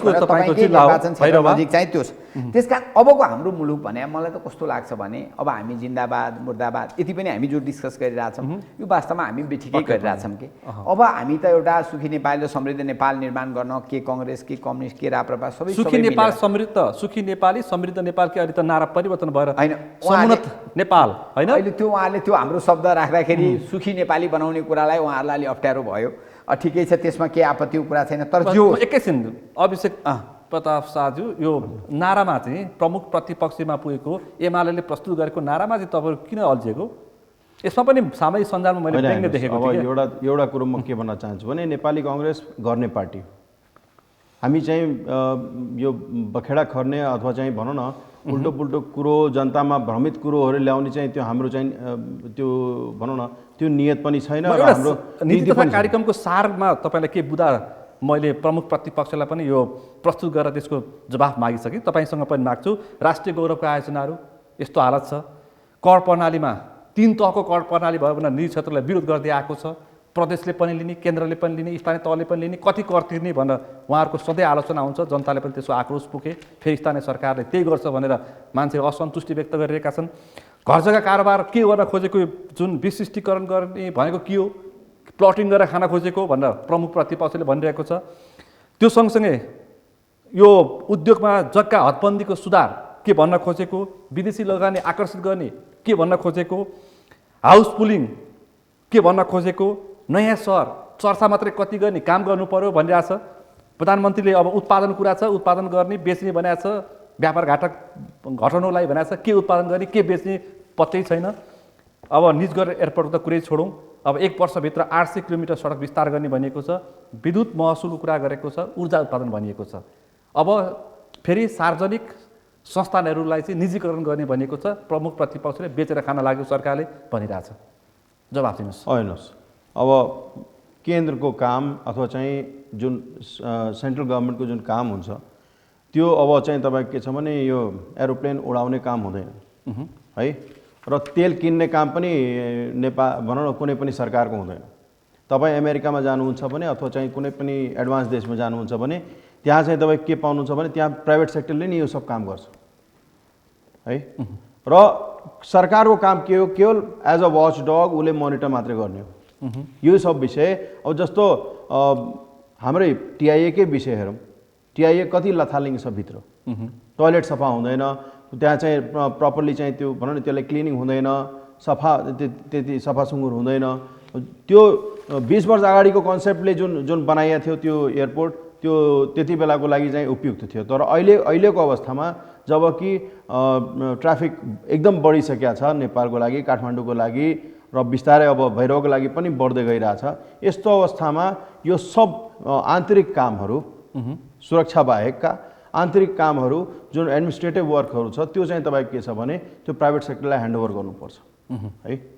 र यसलाई बिस्तारै डिसइन्भेस्ट गर्नुपर्छ नेपाल सरकारले, बिस्तारै यसलाई डिसइन्भेस्ट गरेर प्रपरली यसलाई चाहिँ इन्फ्रास्ट्रक्चर डेभलप गरेर त्यसलाई चाहिँ हस्तान्तरण गर्नुपर्छ। यो एउटा चाहिँ तपाईँको के छ भने यो इन्टरनेसनल फ्रेमवर्कमै एउटा हामीले चाहिँ यो काम गर्नुपर्छ। र त्यो नगरिकन चाहिँ तपाईँको के छ भने त्यसमा पोलिटिक्स, त्यसमा चाहिँ प्रपर जुन मेन्टेनेन्स लगायत अरू पनि जुन आन्तरिक विषयहरू छ त्यो चाहिँ हामीले त्यसलाई चाहिँ राम्ररी चाहिँ त्यसलाई व्यवस्थापन गर्न सक्दैनौँ। त्यही भएको कारणले मेरो आफ्नो म एउटा इकोनोमिक्सको स्टुडेन्ट भएको कारणले यो सब काम चाहिँ तपाईँको के छ भने यो सरकारको होइन, सरकारको काम के छ भने as a monitor, as a watch dog को रूपमा चाहिँ उसले चाहिँ यसलाई मोनिटर मात्रै गर्ने। अर्को एउटा महत्त्वपूर्ण प्रश्न मैले तपाईँको संक्षिप्त जवाफ मैले बुझेँ। यो भू उपग्रह सेटेलाइट र अत्याधुनिक सेक्युरिटी प्रिन्टिङ प्रेस स्थापना गर्ने भनेर सरकारले फेरि प्रस्तुत गरेको छ। यसभन्दा अगाडि नेकपा एमाले पनि थियो, अब त्यस बेला पनि बन्यो, अथवा नेकपा हुँदाखेरि केपी शर्मा ओलीले नेतृत्व गरेको सरकारको पालामा यसको छिटो काटियो, फेरि अहिले आवश्यक परेछ। यो बहुचर्चित यो सेक्युरिटी प्रिन्टिङ प्रेस, यसमा एकजना मन्त्रीको जागिरै गयो, Gokul बास्कोटाको।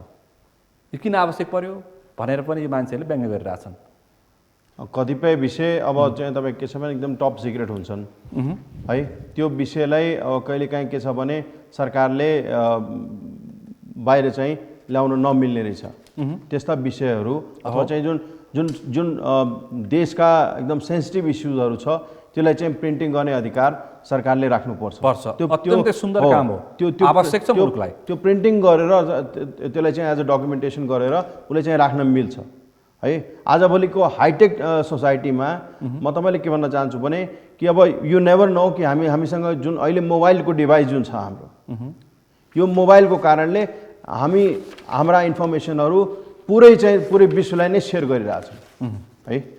We are not safe anyway है, वी आर नट सेफ। हाम्रो डाटा पनि भारतमा छ। हाम्रो डाटा त कति अब राष्ट्रपतिकै ट्विटर कतिचोटि चाहिँ ह्याक भएको छ, परराष्ट्र मन्त्रालयको वेबसाइट ह्याक हुन्छ। त्यो भएको कारणले यो एकदम यो जुन एडभान्स टेक्नोलोजीहरू जुन एकदम अपग्रेड भइरहेछ यसलाई चाहिँ कसरी चाहिँ मोनिटर गर्ने, हाम्रा डिफ्रेन्ट डकुमेन्ट्सहरू जुन अहिले डिफेन्स मिनिस्ट्रीमा, जुन हाम्रो फरेन मिनिस्ट्रीमा, हाम्रो जुन होम मिनिस्ट्रीमा जुन दस्तावेजहरू छ त्यसलाई कसरी सिक्योर राख्ने त यो सरकारको प्रयत्न हो। र यो चाहिँ सराहनीय पनि हो म यसलाई चाहिँ स्वागत गर्न चाहन्छु। सरकारले ल्याएको यो विषय एकदमै स्वागत योग्य हो र यसलाई चाहिँ सरकारले विशेष ध्यान दिनुपर्छ। पूर्व अर्थ सचिव रामेश्वर खनालले एउटा प्रश्न गर्नुभएको छ कि सामाजिक सञ्जाल मार्फत र लेख पनि उहाँले प्रस्तुत गर्नुभएको छ, दशकौँ वर्षदेखि गरिएका कुराहरू नै कति दोहोऱ्याएर नीति तथा कार्यक्रममा कति प्रस्तुत गर्ने जनतालाई नै कण्ठ भइसक्यो होला। त्यसकारण नयाँ कार्यक्रम ल्याउनु पर्यो, नीति ल्याउनु पर्यो, त्यसपछि मात्रै नयाँ नेपाल बन्न सक्छ। यो जुन परम्पराको निरन्तरता कति गर्ने भनेर पूर्व अर्थ सचिव रामेश्वर खनालले प्रश्न गर्नुभएको छ। तपाईँलाई के लाग्छ? धेरै कुराहरू तपाईँ पनि सबभन्दा कम उमेरमा माननीय सांसद हुने व्यक्ति हो, तपाईँले त्यही सुन्दै आउनुभएको छ। कतिवटा बजेट तपाईँले सुन्नुभयो, तपाईँको कपिल वस्तुमा के भयो भन्ने प्रश्न गर्नै पर्छ। होइन, हेर्नुहोस्, अब यसमा यदि क्रिटिक मेरो चाहिँ लिन चाहनुहुन्छ भने पब्लिक बेसिक्समा हैरान छ है। पब्लिकलाई घाँस बाँस कपासको मात्रै चाहिँ सरकारले यदि व्यवस्था मिलाइदियो भने बढी चाहिँ उसले कामै गर्नु पर्दैन है। र कतिपय इस्युज के छ भने नेपालमा अब तपाईँले यसो हेर्दाखेरि त प्राइभेट सेक्टरले नै धाने हो देशलाई। प्राइभेट सेक्टरले तपाईँको इकोनोमिक एक्टिभिटिज लगायत तपाईँको ब्याङ्किङ सेक्टरदेखि हरेक सेक्टर यदि हेर्नुहुन्छ भने जुन फस्ट्याएको सेक्टर हो, मिडिया हेर्नुहोस्, त्यो प्राइभेट सेक्टरले नै तपाईँको डेभलप गरे पक्कै पनि है। अनि सामाजिक सञ्जालहरू सरकारले तर त्यसमा कन्ट्रोल गर्ने भनिरहेछ। त्यसमा फेरि तपाईँको एउटा राम्रो पक्ष के छ भने सरकारले पनि त्यसमा सपोर्ट गरेको छ। सरकारले सपोर्ट नगरिकन यो सब हुनेवाला थिएन है। त्यही हिसाबले पोलिसिजहरू ल्याइयो, त्यही हिसाबले चाहिँ तपाईँको के छ भने उद्योग नीतिहरू ल्याइयो, त्यही हिसाबले चाहिँ तपाईँको के छ भने म तपाईँलाई भन्न चाहन्छु कि तपाईँ मित्र राष्ट्र भारतमै जानुहोस्, कुनै इन्डस्ट्री अथवा कुनै सिमेन्ट इन्डस्ट्रीको लागि तपाईँले लाइसेन्स यदि चाहिँ निकाल्नु छ भने त्यहाँ तपाईँले कम्तीमा पनि मलाई लाग्छ कि टप लेभलदेखि तल्लो स्तरसम्मको सबै व्यक्तिलाई गएर चाहिँ तपाईँले पर्सनली भेट्नुपर्छ। म तपाईँसँग आउँछु एकैछिन। अनि नेपालमा त्यस्तो त्यसपछि फेरि पनि यो छलफल निरन्तर गर्छु। अब बजेट कस्तो आउनुपर्छ, बजेट कस्तो ल्याउनुपर्छ, जनताको अपेक्षा के छ, कस्तो तयारी छ लगायतका विषय प्रसङ्गमा केही प्रश्न गर्नेछु। म एकैछिन मुख्य समाचार जान्छु, त्यसपछि फेरि तपाईँहरूसँग जोडिनेछु।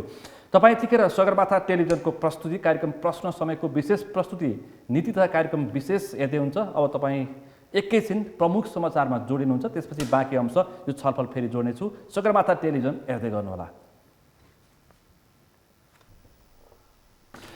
यहाँलाई पुनः स्वागत छ। तपाईँ यतिखेर सगरमाथा टेलिभिजनको प्रस्तुति कार्यक्रम प्रश्न समयको विशेष प्रस्तुति नीति तथा कार्यक्रमको सन्दर्भमा यो छलफल तपाईँ हेर्दै हुनुहुन्छ। आजको छलफलमा मसँग सहभागी हुनुहुन्छ नेकपा एमालेका नेता कृष्ण भक्त पोखरेल, त्यसै गरी नेपाली कङ्ग्रेसका नेता अभिषेक प्रताप शाह र त्यसै गरी नेपाल उद्योग वाणिज्य महासङ्घका सदस्य उद्योगी व्यवसायी भक्तबहादुर हमाल हुन्छ। यहाँहरू तिनैजनालाई पुनः स्वागत गर्न चाहन्छु।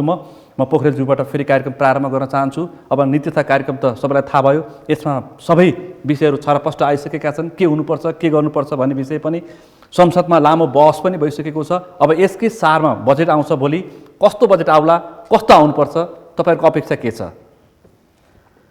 अब हामी वास्तवमा 2007 सालबाट एउटा नयाँ युगमा प्रारम्भ गऱ्यौँ। 2013 पछि हामी योजनाबद्ध विकासको सुरुवात गरेको। सँगै नै विकास गरेका मुलुक भारत, चाइना लगायतका देशहरूले जुन आर्थिक समृद्धि हासिल गरे, हाम्रो बिचमा चाहिँ यस्ता मुद्दाहरूमा पनि साझा दृष्टिकोण बन्न नसक्नु, काङ्ग्रेस, कम्युनिस्ट, राप्रपा जति पनि पार्टीहरू छन् ती पार्टीको बिचमा साझा दृष्टिकोण बनेर बजेटका बारेमा छलफल छैन।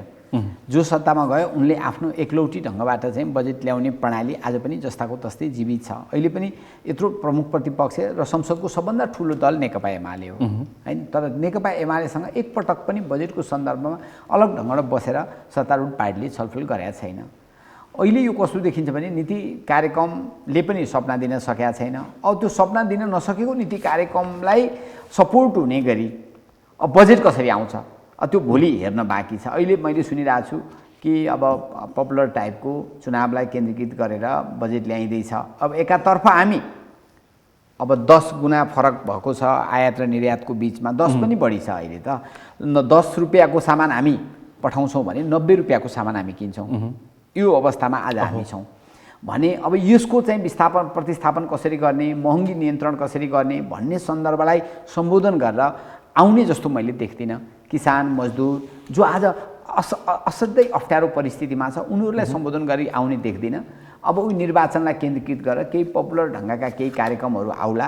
त्यो बाहेक मैले यो अनुभूत गर्ने तपाईँको रेडियोमा आज टेलिभिजनमा हामी छौँ, 1 वर्षपछि अभिषेक मान्यजी र म यहाँ आएर यो बजेटले चाहिँ 1 वर्षमा यो रूपान्तरण गर्यो भन्न सक्ने परिस्थिति न अभिषेकजीलाई बन्छ न मलाई बन्छ भन्ने मलाई चाहिँ लाग्छ। म आशावादी छैन। कस्तो समयमा बजेट आउँदैछ? हामीले यत्रो बहस गरिसक्यौँ, आर्थिक रूपमा मुलुक सङ्कटग्रस्त हुँदैछ भनेर विज्ञले चिन्ता व्यक्त गरेको अवस्थामा यस्तो अवस्थामा यस्तो मुलुक हामी पुग्दैछौँ कि जहाँ अब भयानक अवस्था आउन सक्छ। आज संसदमा बोल्ने प्रमुख राजनीतिक दलका नेताहरूले पनि यसलाई गम्भीरताका साथ उठाउनु भएको छ। कस्तो आउनु पर्छ यस्तो अवस्थामा? गगनजी सत्ता पक्षमा हुनुहुन्छ होइन, सत्ता पक्षकै सांसदले पनि यो चाहिँ भयानक अवस्था हो भनेर उहाँले आफै पनि बोल्नुभयो होइन। अब मैले पनि के भने अलि त बुदागत रूपमा यस्तो आएदेखि जनपक्षीय आवाज सम्बोधन हुन्थ्यो होला। यसमा पहिलो कुरा त यसको प्रक्रियामै दलहरूको बिचमा प्रमुख प्रतिपक्ष लगायतका दलहरूलाई पनि राखेर छलफल गरेर हाम्रो समस्या यो हो, समस्या समाधान यसरी गरौँ कि हामी कम्तीमा यो वर्ष चाहिँ उत्पादनको क्षेत्रमा यति गरेर कम्तीमा हामी अब जो आयात गर्नुपर्ने परिस्थिति छ त्यसलाई चाहिँ मिनिमाइज गरौँ। कृषि क्षेत्रमा यो सुधार गरेर यदि भारतबाट कुनै सामान आएन, गहुँ दाल आदि इत्यादि भएन भने खाना पुग्ने गरी हामी व्यवस्थापन गरौँ। कृषि क्षेत्रमा यो चाहिँ निश्चित रूपमा हामी सुधार गरौँ। औद्योगिक क्षेत्रमा यी चिज गरौँ भने 1 2 3 यस प्रकारको प्लानिङै आएको छैन क्या सर। यसपटकको पनि के भन्दा उयो अँध्यारोमा ढुङ्गा हान्ने प्रवृत्ति बाहेक यसबाट कुनै आशा गर्न सकिन्न। भनेको छ नि मुलुकलाई औद्योगिकरण गर्ने र उद्योग धन्दा स्थापनाको लागि सरकारले विशेष पहल गर्ने। मैले त्यही भने नि, मैले त्यो के भने उद्योग बन्द भएका उद्योग खोल्ने कसरी? बन्द भएको उद्योग त तपाईँको त्यहाँभित्र मेसिनै छैन कि बेचिसकेको छ कि। अब त्यो अहिले तपाईँ कस्तो छ? हजुर गोरखाली रबर उद्योग कारखानाको त छेउमा म बस्छु नि, काज कारखाना कस्तो अवस्थामा छ? कुनै आशा छैन। कम्तीमा संसदीय चुनाव हुन्छ, चुनावपछि एउटा परिस्थिति निर्माण गर्ने र सबभन्दा त म यहाँ स्वीकार गर्ने कुरा, यहाँसँग भन्ने कुरा के हो भन्नुहुन्छ भने अब हामी जिन्दाबाद मुर्दाबाद छोडेर एउटा संस्कृति निर्माण गरौँ। समग्र राष्ट्र कसरी निर्माण, जस्तो भारतको सन्दर्भमा अरू जेसुकै गरे पनि जब भारतको स्वार्थको कुरा आउँछ उनीहरू एक ढिक्का हुन्छन्। पाकिस्तानले टेढो आँखा हेऱ्यो भनेपछि सबले हेऱ्यो कि हेरेन भन्दै भन्दैन, टेढो आँखा हेऱ्यो भन्छ उनीहरू। त्यो छ नि हाम्रोमा त अहिले त्यतिसम्म पनि सीमाका विवादका विषय हुन्, इपिजीका रिपोर्टका कुरा हुन्, यसमा पनि साझा दृष्टिकोण हाम्रो बन्दैन। एकले अर्कोलाई कसरी मिनिमाइज गर्ने भन्ने हिसाबबाट जान्छौँ। मूल कुरा चाहिँ अब भोलि परराष्ट्र नीति कस्तो हुने भन्नेमा पनि हाम्रा साझा दृष्टिकोण बन्न सकेका छैन। मैले यो बजेटबाट अब आउने बजेटबाट यो मुलुकलाई चाहिँ यो नीति कार्यक्रमको फ्रेमवर्कमा न आउने होला, अर्को त आउने होइन होला। यो नीति कार्यक्रमको फ्रेमवर्कबाट किसानको जीवनमा, मजदुरको जीवनमा वा तमाम वर्ग समुदायको जीवनमा कुनै रूपान्तरण आउने मैले देख्दिनँ। किसानको कुरा गर्दाखेरि मल उत्पादन, रासायनिक मल उत्पादन गर्ने भन्दा प्राथमिकताका साथ यसमा समावेश गरिएको छ। रासायनिक मल यो ठाउँमा हामी यो ठाउँमा रासायनिक मल उत्पादन गर्छौँ। धेरै पहिलादेखि भने त्यो भन्नु पऱ्यो नि, हामी यति वर्षभित्र मेरो भनाइ रासायनिक मल उत्पादन गर्ने भनेर त अहिलेसम्मका नीति कार्यक्रम कतिवटामा उल्लेख भयो, कहिले भने? प्रत्येक वर्ष। त्यसकारण मेरो भनाइ चाहिँ यो वर्ष हामीले जस्तो केपी ओली सरकारमा तुइन हामी विस्थापन गर्छौँ भन्नु, 99% तुइन विस्थापित भयो सर। हामी 3 वर्षको बिचमा 1% पनि अहिले तुइन बाँकी छैन। हामी सुरुङ मार्ग चाहिँ नागढुङ्गाको बनाउँछौँ, सुरुवात भयो, कम्प्लिट हुँदैछ यो आगामी वर्ष। यस्ता चिजहरू ठोस रूपमा नआएको हुँदाखेरि यसले आशा जगाउन सक्दैन, आशा दिन सक्दैन। त्यसकारण प्रमुख प्रतिपक्षले धेरै अपेक्षा गरेको छैन, पटक्कै अपेक्षा गरेको छैन। कम्तीमा पनि बिग्रने अवस्था दिशातर्फ नगइदिए हुन्थ्यो, भ्रष्टाचार नभए हुन्थ्यो भन्ने हो। त्यो संस्थागतै अब निजी, उहाँले पनि अभिषेक मान्यजीले पनि भनिसक्नुभयो कि अब धेरै राष्ट्रिय संस्थाहरू चाहिँ निजीकरण नै गर्ने। उहाँहरू एकफेर गरेर पनि अझै थाक्नु भएको छैन कि अब निजीकरण गर्दाखेरिको अवस्था त हामीले व्यवहारमा हेरिसक्यौँ नि, ल प्रिन्सिपल्ली त्यो ठिक होला। तर नेपालको कन्टेक्स्टमा निजीकरण गर्दाखेरिको समस्या के भयो त? कुन चाहिँ 16वटा उद्योगमध्ये एउटा उद्योग चल्यो? नियत त उद्योग चलाउने थियो कि थिएन? त्यो अब उहाँले भन्नुहोला। होइन, नियत उद्योग चलाउने हिसाबले निजीकरण गरेको पनि कुन चाहिँ चल्यो त? अब आयल निगमलाई पनि उहाँले चाहिँ निजीकरण गर्नुभयो भने त्यो अहिले भएको परिस्थितिबाट पनि लथालिङ्ग गर्ने हो। त्यसको विरुद्धमा नेकपा एमाले छ। म आउँछु तपाईँसँग। अब अमाजु, तपाईँहरू निजी क्षेत्रको अपेक्षा के छ भन्न त मानिसहरूले नेपालमा नउड्ने जेटलाई बजेट भनेर गिल्ला गरेर बिल्ला भिराइन्छ। आज मैले यो सामाजिक सञ्जालबाट एउटा विज्ञले राखेको स्टाटस लिएर तपाईँलाई प्रश्न गरेँ, यस्तै अवस्था हो कि अथवा के अपेक्षा गर्न सकिन्छ अथवा बजेट कस्तो आउनुपर्छ, तपाईँलाई सबै कुरा थाहा छ। यहाँको तपाईँले अहिलेको आर्थिक सङ्कट पनि तपाईँले भोग्नु पाएको छ, तपाईँले लोन नपाएर व्यवसाय गर्न नसकेको अवस्था छ, उत्पादन हुन नसकेको अवस्था छ। अहिले बिजुली उद्योग व्यवसायले पाएनन्, औद्योगिक क्षेत्रमा पाएनन् भन्ने विषय पनि उठेको छ।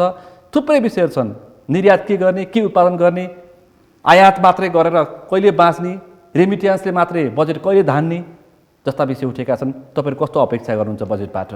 बजेट कस्तो आउँछ, के अपेक्षा छ? अब मान्यज्यूले नै अघि भन्नुभयो, वास्तवमा अर्थतन्त्र प्राइभेट सेक्टरले धानेको छ भन्नुभयो।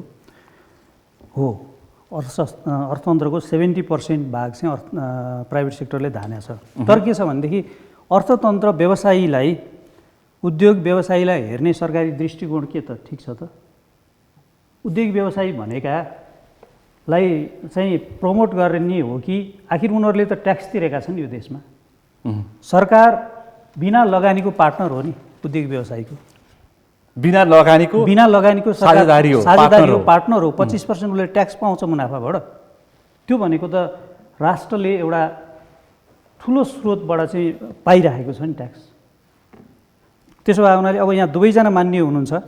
मैले के जोड्न खोजेँ भने पहिलो कुरो हाम्रो पुँजीगत खर्च एक त कम नै छ, साधन खर्च बढी छ, पुँजीगत खर्च धेरै नै कम छ। त्यसको तुलनामा पनि अहिले करिब 10 महिनाको अवधिमा पुँजीगत खर्च कति भयो त भन्दाखेरि 30% जम्माजम्मी 30% भएको छ। 10 महिनामा 30% पुँजीगत खर्च गरेर यो देशको उन्नति प्रगति हामीले के खोज्ने? कहाँबाट उत्पादन गर्ने, कहाँबाट व्यवसाय गर्ने र व्यवसाय नगरिकन फेरि ट्याक्स कहाँबाट बुझाउने? फेरि ट्याक्स बुझाउनु त प्रेसर होला, टार्गेट दिएको हुन्छ करलाई। कर प्रशासनलाई त व्यवसायीहरूबाट ट्याक्स उठाउने टार्गेटै हुन्छ। त्यसो भए हुनाले पुँजीगत खर्च पहिलो कुरो बढाउन लाग्नु पऱ्यो मान्यज्यू, होइन? पुँजीगत खर्च नबढाइकन कुनै पनि उद्योग धन्दाहरू अथवा नयाँ चाहिँ हुन सक्दैन। त्यसो भए हुनाले अब म चाहिँ के भन्छु भने मान्यज्यूहरूले अब होला राजनीति आफ्नो ठाउँमा छ, मान्यज्यूले गर्ने राजनीति आफ्नो ठाउँमा छ। तर उत्पादनका क्षेत्रलाई, व्यावसायिक क्षेत्रलाई कम्तीमा राष्ट्रिय एकबद्धताको एउटै भनौँ न, सत्ता प्रतिपक्षको दृष्टिकोणले नहेरिकन राष्ट्रिय अर्थतन्त्रलाई एउटै भोइस बनाएर लान किन नसकिने? यो उहाँहरूलाई चाहिँदैन र? हामीले गरेको उत्पादन, व्यवसायले गरेको उत्पादन सत्तापक्षले खाने, प्रतिपक्षले नखाने, अथवा प्रतिपक्षले खाने, सत्तापक्षले नखाने पक्कै होइन होला। त्यसो भए हुनाले राष्ट्रिय, जसरी एउटा चाहिँ संसदमा हिजो चाहिँ एउटा संविधान संशोधन गर्दा एउटै भोइसबाट पास गरियो, अर्थतन्त्रको लागि, उत्पादन, औद्योगिक क्रान्तिको लागि अथवा औद्योगिक क्षेत्र विकासको लागि सत्ता प्रतिपक्ष नभनिकन एउटै भोइस किन नबनाउने? मान्यज्यूहरूले यो पहल गर्नुपर्छ। यहाँहरू यङ हुनुहुन्छ, यहाँहरूले यो कुराहरू बुझ्नु भएको छ। अघि नै भन्नुभयो इकोनोमिक्सको विद्यार्थी भनेर, उहाँले प्रश्न बुझ्नु भएको छ। त्यसो भए त्यो प्रण यहाँहरूले गर्नु पऱ्यो, एउटा कुरा। दोस्रो कुरो, हामी महासङ्घ, उद्योग व्यवसायी महासङ्घ जुन हाम्रो एफएनसिआई छ, हामीले प्रष्ट रूपमा आफ्नो भिजन पेपर बनाइसकेका छौँ। हामीले सरकारलाई भिजन पेपर बनाएर भिजन पेपर हस्तान्तरण पनि गऱ्यौँ। जस्तो हामीले 2030 भित्र, सन् 2030, अहिले 22मा हामी छौँ, 2030 भित्र हामीले 100 खर्बको चाहिँ अर्थतन्त्र हामी विकास गर्छौँ भन्यौँ। तर त्यो कुराहरूको सुनवाई अब कति हुन्छ भोलिको बजेटमा देखिएला। 2030 भित्र 100 खर्बको अर्थतन्त्र जब बनाउने हामीले चाहिँ एउटा सङ्कल्प गरेका छौँ भने त्यो अनुसारको सरकारको प्लान पोलिसी हुनुपर्छ कि पर्दैन? जस्तो अघि यहाँ एउटा 45 नम्बर बुँदामा एउटा के रहेछ भनेदेखि औषधिजन्य सामग्री उत्पादनलाई थप प्रोत्साहन गर्ने अहिले भन्न खोजेको के हो? जबकि औषधिजन्य सामग्री उत्पादन देशमा मलाई लाग्छ 1% पनि त्यस्ता उद्योग छैनन्। थप प्रोत्साहन भनेको कहाँबाट आयो? प्रोत्साहनै छैन, थप प्रोत्साहनको कुरा आएको छ। यो अलिकति स्पेसिफाई चाहिँ हुनु पर्यो मान्यज्यू। त्यो कुरा भयो। अर्को कुरा चाहिँ म के जोड्न खोजेँ भने अहिले भर्खरै अस्ति हुन त अब यो तेलको बचत हुन्छ कि भन्ने हिसाबले 2 दिन बिदाको चाहिँ कुराहरू चाहिँ सरकारले लागू गर्यो। म चाहिँ के भन्छु भने यो 2 दिन बिदा होइन, हामीले काम गर्ने बेला हो। अहिले युवा जनशक्ति आज पनि 1000 भन्दा माथि युवा जनशक्ति चाहिँ विदेश पलायन भइरहेछन्। बचेका मान्छे पनि हप्तामा 5 दिन काम गरेर यो देशको अर्थतन्त्र कसरी विकास हुन्छ मान्यज्यू? जापान आज हामी विकसित भन्छौँ नि, जापानिजहरू कति घन्टा काम गर्छन् त? 17-18 घन्टा काम गर्छन्। भने हामी चाहिँ हप्तामा 5 दिन काम गर्ने, त्यसमा पनि अफिस टाइमभित्र पनि कति प्रोडक्टिभ काम गर्छौँ त्यो आफ्नो ठाउँमा होला। त्यसो भए हुनाले हामीले यो बिदाको पनि बढी काम लगाउँ, बरु त्यसलाई इन्सेन्टिभको व्यवस्था गरौँ होइन। उद्योग व्यवसायहरूलाई, श्रमिकहरूलाई काममा लगाएर बरु उनीहरूलाई चाहिँ अलिकति राहतको प्याकेजहरू दिउँ, उनीहरूलाई चाहिँ हेल्थका प्याकेजहरू दिउँ। आज त्यो अवस्था छैन मान्यज्यू। अब जस्तो एउटा भनौँ न, एउटा विडम्बना म भन्छु, अस्पतालको कुरो। निजामती कर्मचारीको लागि निजामती अस्पताल छ, प्रहरीको लागि प्रहरी अस्पताल, आर्मीको लागि आर्मी अस्पताल। अस्ति भर्खर शिक्षकको लागि चेतना बनाउने भनेर अर्को घोषणा भएको छ। किसानको कुरो अहिले आएको हो कि म क्लियर होइन यसमा चाहिँ। तर उद्योगी व्यवसाय 70% जसले इकोनोमी धानेको छ, ती उद्योगी व्यवसायले उपचार गर्ने चाहिँ कहाँ त? व्यवसायीसँग पैसा हुन्छ, उनीहरूले ठुल्ठुलो राम्रो राम्रो हस्पिटलमा उपचार गर्छन्। होइन, सबै व्यवसायीले राजनीतिक दलले सहज उत्तर दिन्छन्। सबै व्यवसायीसँग पैसा हुन्छ त? अथवा ती व्यवसायीसँग आबद्ध श्रमिकहरूले कहाँ गर्ने उपचार? सिभिल हस्पिटलमा। सिभिल हस्पिटलमा पनि सम्भव छैन। त्यसो भए हुनाले यो किन स्पेसिफिक वृद्धलाई छुट्टै अस्पताल, आर्मीलाई छुट्टै अस्पताल बनाउनुभन्दा राम्रा अस्पताल बनाएर सबैलाई फेसिलिटेट गर्दाखेरि राम्रो होला नि। त्यसो भए हुनाले अलिकति यो दृष्टिकोण चेन्ज गर्नुपर्छ जस्तो लाग्छ मलाई। अब हामी तरलताको कुरा गर्दाखेरि अहिले 9 महिनामा 2 अर्ब 38 करोड डलर हामीले चाहिँ रिजर्भबाट खर्च गरिसक्यौँ। भनेको अर्थतन्त्रको स्थिति हामीहरू कहाँ पुगिरहेको छौँ? वहीँ 5-6 महिना पनि हार्डली चाहिँ आयात गर्न पुग्ने पैसा हामीसँग छैन। उत्पादनलाई प्रष्ट धारणा आएर उत्पादन आजकै मितिबाट अब यो वस्तुको उत्पादन चाहिँ हामीले गर्ने, त्यसमा पनि क्याटेगोरी छुट्याउनु पर्यो। स्वदेशी र मेटेरियल प्रयोग भएका उद्योगहरू के हुन्, आदि स्वदेशी आदि विदेशी र मेटेरियल प्रयोग भएका वस्तुहरू के हुन्, उत्पादनहरू के हुन्, र सम्पूर्ण चाहिँ स्वदेश विदेशी र मेटेरियल ल्याएर यहाँ एसेम्बलिङ गर्ने उद्योगहरू के हुन्।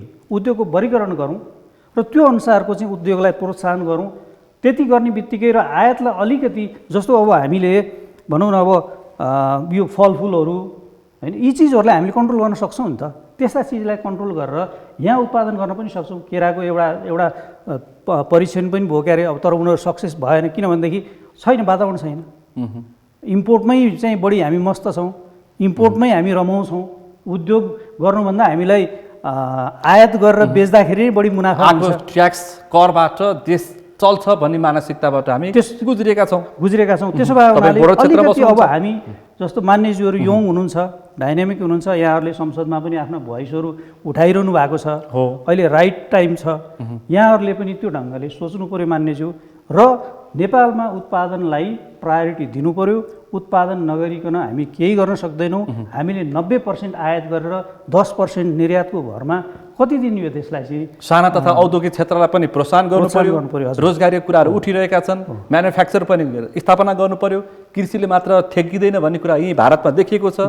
भारतमा औद्योगिक क्षेत्रहरू कति विस्तार भएका छन्, ठुल्ठुला सहरहरू। त्यसो भए हुनाले यो बजेटलाई खालि यो चुनावी नारा मात्रै बनाउनु भएन। बजेटलाई चुनावी नारा बनाउँदै लग्यौँ भने अब मङ्सिरमा चुनाव आउँछ, अब चुनावमा चाहिँ अलि लोकप्रिय हुने हिसाबले बजेट ल्यायौँ भनेदेखि आखिर देश त डुब्छ नि त। देश डुब्दा त व्यवसाय मात्रै डुब्ने होइन होला नि, सम्पूर्ण हामी मान्यज्यूहरू पनि डुब्नुहुन्छ, सम्पूर्ण हामी जनता नै डुब्छौँ। त्यसो भए हुनाले अलिकति सचेत हुनुपर्ने र त्यो अनुसारले मान्यज्यूहरूले पनि आफ्नो ठाउँबाट चाहिँ भोइस उठाउनु पर्ने र लाग्नुपर्ने देखिन्छ। अब यसमा धेरै कुराहरू छन्, त्यो गर्नलाई अब सिपका कुराहरूदेखि लिएर होइन त्यसमा पनि जोड दिनुपर्ने अवस्था छ। उद्योग मैत्री, व्यवसाय मैत्री कानुनहरू चाहिँ बनाउँ, सुधारौँ र त्यसले नै अर्थतन्त्रलाई चाहिँ एउटा टेवा दिन्छ। त्यति हामीले गरेनौँ भनेदेखि झन् विकराल स्थिति आउँछ भन्नेमा म चाहिँ विश्वस्त छु। साथै म एउटा दृष्टान्त तपाईँलाई पेश गर्छु। 2071-72मा व्यापार घाटा रेमिट्यान्स बराबरी थियो, तर अहिले त्यो व्यापार घाटा रेमिट्यान्सले कभर गर्न सक्दैन, त्यस्तो अवस्थामा पुगेको छ। फेरि रेमिट्यान्स सही च्यानलबाट आउँदैन, हुन्डीबाट आउँछ र जुन अहिले सहुलियतको कुरा निकै उठेको छ। र अर्को चाहिँ सामाजिक सुरक्षाका नाममा प्रत्येक बजेटमा अर्थमन्त्री दानवीर जस्तो देखिनु भएको छ, घट्दैछ उमेर होइन। अब त्यसपछि त अब बसी खाने दिन पनि सुरु भएको छ भनेर विज्ञ गर्न थालेका छन्। अवस्था यस्तो छ मुलुकको। अर्थमन्त्री दानवीर जुन सरकार आयो, पपुलर लोकप्रियता भोटको लागि अब मङ्सिरमा आउने निर्वाचनलाई त्यस्तै लक्षित कार्यक्रम पक्कै पनि आउँछ। भनेपछि यसरी उहाँले भन्नुभयो अब पुँजीगत खर्च नहुने देशमा पनि व्यापार हुन्छ, कसरी चल्ने, त्यसकारण अर्थतन्त्र कस्तो अवस्थामा पुग्छ भनेर उहाँले प्रतिप्रश्न गर्नुभएको छ। बजेट कस्तो आउनुपर्छ प्रश्न मेरै। अब बजेट त तपाईँको के छ भने एकदम प्र्याक्टिकल बजेट र चाहिँ तपाईँको के छ भने हरेक वर्गलाई छुने गरी यो बजेट चाहिँ हामीले प्रस्तुत गरेका छौँ र त्यसमा हाम्रा राष्ट्रिय योजना आयोगका विज्ञहरू, अर्थ मन्त्रालयका विज्ञहरू र चाहिँ बाहिर सिभिल सोसाइटीका उद्योगी साथीहरूसित सल्लाह गरेर चाहिँ यो बजेट ल्याइएको हो। र म के भन्न चाहन्छु भने यो एउटा किन नर्मल कन्डिसन होइन नेपालको लागि, नेपाल मात्रै होइन ग्लोबली चाहिँ अहिले जुन ग्लोबल फिनोमिना चेन्ज हुँदैछ। तपाईँको कोभिड आयो है, कोभिड पछि लकडाउन भयो, लकडाउनमा पनि धेरै इन्डस्ट्रीहरू तपाईँको के छ भने एकदम डिमिनिस भए, बर्बाद भए, कोल्याप्स भए है। र त्यसपछि रिभाइभल भयो, बिस्तारै रिभाइभल भइसकेपछि मान्छे इन्सिक्योर भइसकेपछि सबै क्यास उनी आफ्नो घरमा राख्न थाले, तरलताको अभाव आयो, ब्याङ्कसित तरलता भएन। र यस्तो असाधारण अवस्थामा पनि सरकारले जुन यो बजेट ल्याउन खोजी छ, यो चाहिँ तपाईँको के छ भने हरेक वर्गलाई छुने गरी यो बजेट हामीले चाहिँ प्रस्तुत गरेका हो। र चाहिँ तपाईँको यो अब इन्डस्ट्रीको विषय आयो, जुन राज्यले अथवा भनौँ न पब्लिक सेक्टर, यो हाम्रो चाहिँ पब्लिक लिमिटेड कम्पनीजहरू जुन हामी चाहिँ प्राइभेट होइन, जुन सरकारले गभर्मेन्ट ओन्ड जुन कम्पनीजहरू थियो त्यसलाई फेरि पनि भनौँ न त्यो रिस्टार्ट गर्ने जुन हाम्रो जुन एउटा परिकल्पना के छ भने जुन टेक्नोलोजी हामीले 25-30 वर्ष पहिला एडप्ट गरेका थियौँ, आज त्यो टेक्नोलोजी काम हुँदैन। हामीसँग इन्फ्रास्ट्रक्चर छ, बिल्डिङ छ, पुरै तपाईँको ल्यान्ड छ, सबै छ, तर हामीसित त्यो टेक्नोलोजीको जुन आजको जुन आवश्यकता छ। म तपाईँलाई एउटा के दृष्टान्त दिन चाहन्छु भने पहिला टेक्सटाइल इन्डस्ट्री ठुला भनौँ न त्यसको लागि हजारौँ एकड चाहिँ लिएर त्यति बेला चाहिँ डेभलप गरिन्थ्यो टेक्सटाइल इन्डस्ट्री। आज चाहिँ तपाईँको के छ भने 10-20 बिघामा पनि तपाईँ डेभलप गर्न सक्नुहुन्छ, किनभने त्यो मेसिनरीहरू धेरै नै इफेक्टिभ भए र इफिसियन्ट भए। ठिक छ, सरकारले यसमा के प्रयत्न गरिरहेछ भने त्यो जुन हामीसँग जुन एसेट छ, जुन प्रपर्टी छ, त्यो प्रपर्टीले कसरी चाहिँ नेसनल डेभलपमेन्टतर्फ चाहिँ त्यसलाई उन्मुख गरौँ, त्यो सरकारको प्रयास हो। र अहिलेको अवस्थामा जब कि एकदमै अब तपाईँको युक्रेन वार हेर्नुभयो, रसिया वर्सेस युक्रेन वार हेर्नुभयो, अब अर्को वार पनि हामीहरूको अगाडि छ, त्यो चाहिँ तपाईँको चाइना र ताइवानको जुन अहिले जुन टसल भइरहेछ, त्यो पनि एउटा वारको रूपमा परिणत लिन सक्छ है। तपाईँको श्रीलङ्काको स्थिति असामान्य छ है। तर म एउटा के भन्न चाहन्छु भने यही टिभी मार्फत म नेपाली जनतालाई के भन्न चाहन्छु भने यो तरलताको अभाव अथवा अहिले जुन इकोनोमिक क्राइसिस हो, जुन ग्लोबल क्राइसिस हो, यो नेपालमा यसको कुनै खास असर पर्नेवाला छैन। यसको कारण के छ भने हाम्रो एउटा पेक्ड इकोनोमी हो, हामी इन्डियन इकोनोमीबाट पेक्ड इकोनोमी हो। इन्डियाको जुन डलर रेट हुन्छ त्यो चाहिँ तपाईँको त्यही डलर रेट इन्टु 1.6 गरेर नेपालको डलर रेट निर्धारण हुन्छ है। जब इन्डियन इकोनोमी कोल्याप्स हुन्छ त्यसपछि मात्रै नेपाली इकोनोमी कोल्याप्स हुने अवस्थामा पुग्छ। र इन्डियन इकोनोमी अहिलेसम्म स्टेबल चलेको छ, अहिलेसम्म एकदमै स्टेबल चलेको छ। तपाईँको अहिले जुन डलर रेट छ नेपालमा, यसको 3 गुणा रेट चाहिँ तपाईँको श्रीलङ्काको भएको छ, किनभने that is not a packed economy, that is independent economy. उनीहरूको आफ्नै भनौँ न सी रुट्सहरू छ, उनीहरूको आफ्नै टेक्नोलोजी छ, उनीहरूको आफ्नो ट्रेड छ, उनीहरूको चाइनासित राम्रो ट्रेड छ, उनीहरूको अमेरिकासित राम्रो ट्रेड छ, उनीहरूको अफ्रिकन कन्ट्रीसित राम्रो ट्रेड छ। तर त्यति हुँदाहुँदै पनि उनीहरू एकदम अहिले क्ल्यास हुने अवस्थामा पुग्दैछ र उनीहरू एकदम बर्बाद हुने अवस्थामा पुग्दैछ। त्यो अवस्था नेपालमा पटक्कै आउँदैन, यो म तपाईँलाई ग्यारेन्टीका साथ भन्न चाहन्छु। पक्कै पनि हामी रेमिट्यान्सबाट तानिएको देश हो। हाम्रा दाजुभाइ दिदीबहिनीहरू जुन देशमा पुगेका छन् त्यहाँको आर्थिक र राजनीतिक अवस्था सुदृढ रहन्जेल हामी रेमिट्यान्स पाउँछौँ, त्यसपछि नपाउन सक्छौँ। त्यसप्रति पनि अब दिगो विकासको लागि दिगो बजेटको खाँचो छ होइन पोखरेलज्यू? अन्तिममा हो नि, हामीले बजेट बनाउँदाखेरि सालबासी बनाउँछौँ, तर त्यो सालबासी भनेको पनि के हो भन्दाखेरि पिरियडिक 5 इयर्स 10 इयर्सको प्लानलाई सपोर्ट गर्ने गरी हो।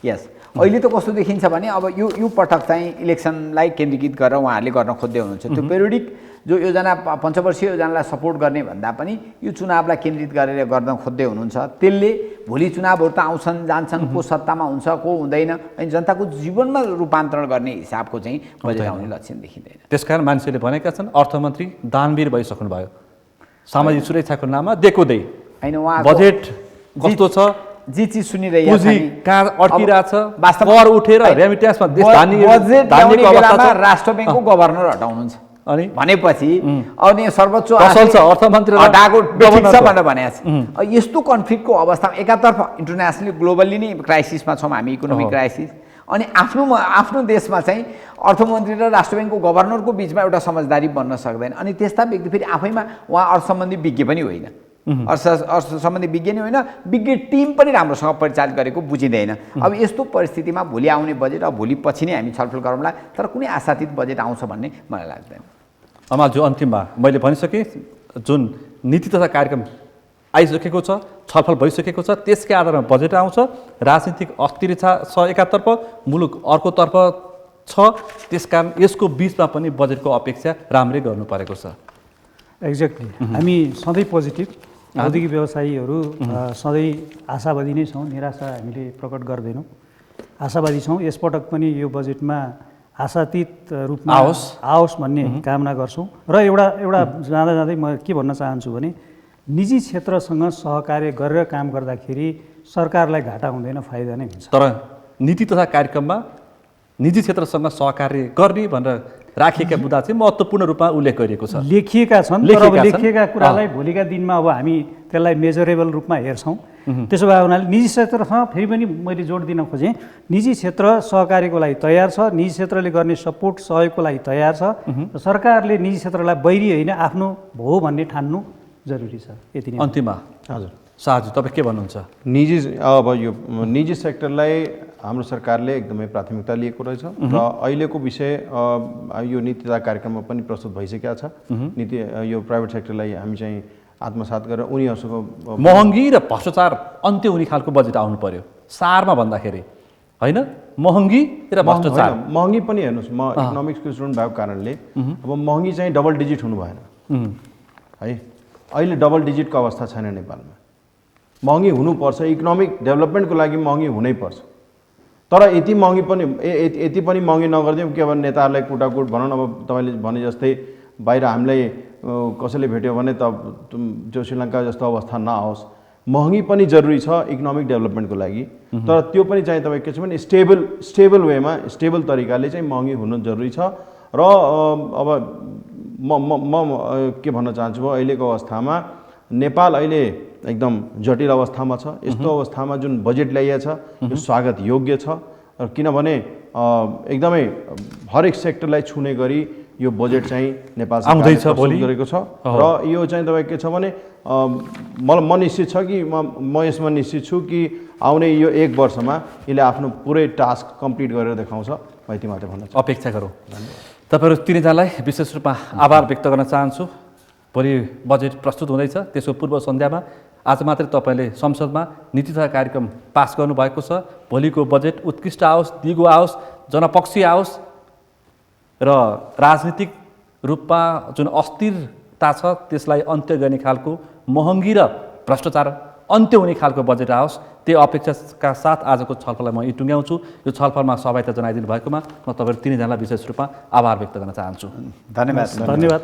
आज हामीले विशेष गरी यो सरकारले प्रस्तुत गरेको नीति तथा कार्यक्रम र त्यसमाथि केन्द्रित रहेर छलफल गऱ्यौँ र भोलिको बजेटको अपेक्षा कस्तो छ, हाम्रो जनताले कस्तो अपेक्षा गरेका छन्, कस्तो आउँदैछ, तिनै विषयवस्तुमा केन्द्रित रहेर छलफल गऱ्यौँ। आजको छलफलमा मसँग सहभागी हुनुहुन्थ्यो नेकपा एमालेका नेता सांसद कृष्ण भक्त पोखरेल, त्यसै गरी नेपाली कङ्ग्रेसका नेता सांसद अभिषेक प्रताप शाह र त्यसै गरी नेपाल उद्योग वाणिज्य महासङ्घका सदस्य एवं उद्योगी व्यवसायी भक्तबहादुर हमाल हुनुहुन्थ्यो। उहाँलाई आभार व्यक्त गर्दै सगरमाथा टेलिभिजनको यो विशेष प्रस्तुति, प्रश्न समयको प्रस्तुति, यो नीति तथा कार्यक्रम विशेष यो कार्यक्रमलाई यहीँ टुङ्ग्याउँछु। म सुनिल दाहाललाई पनि बिदा दिनुहोस्। सगरमाथा टेलिभिजन हेर्दै गर्नुहोला। नमस्ते।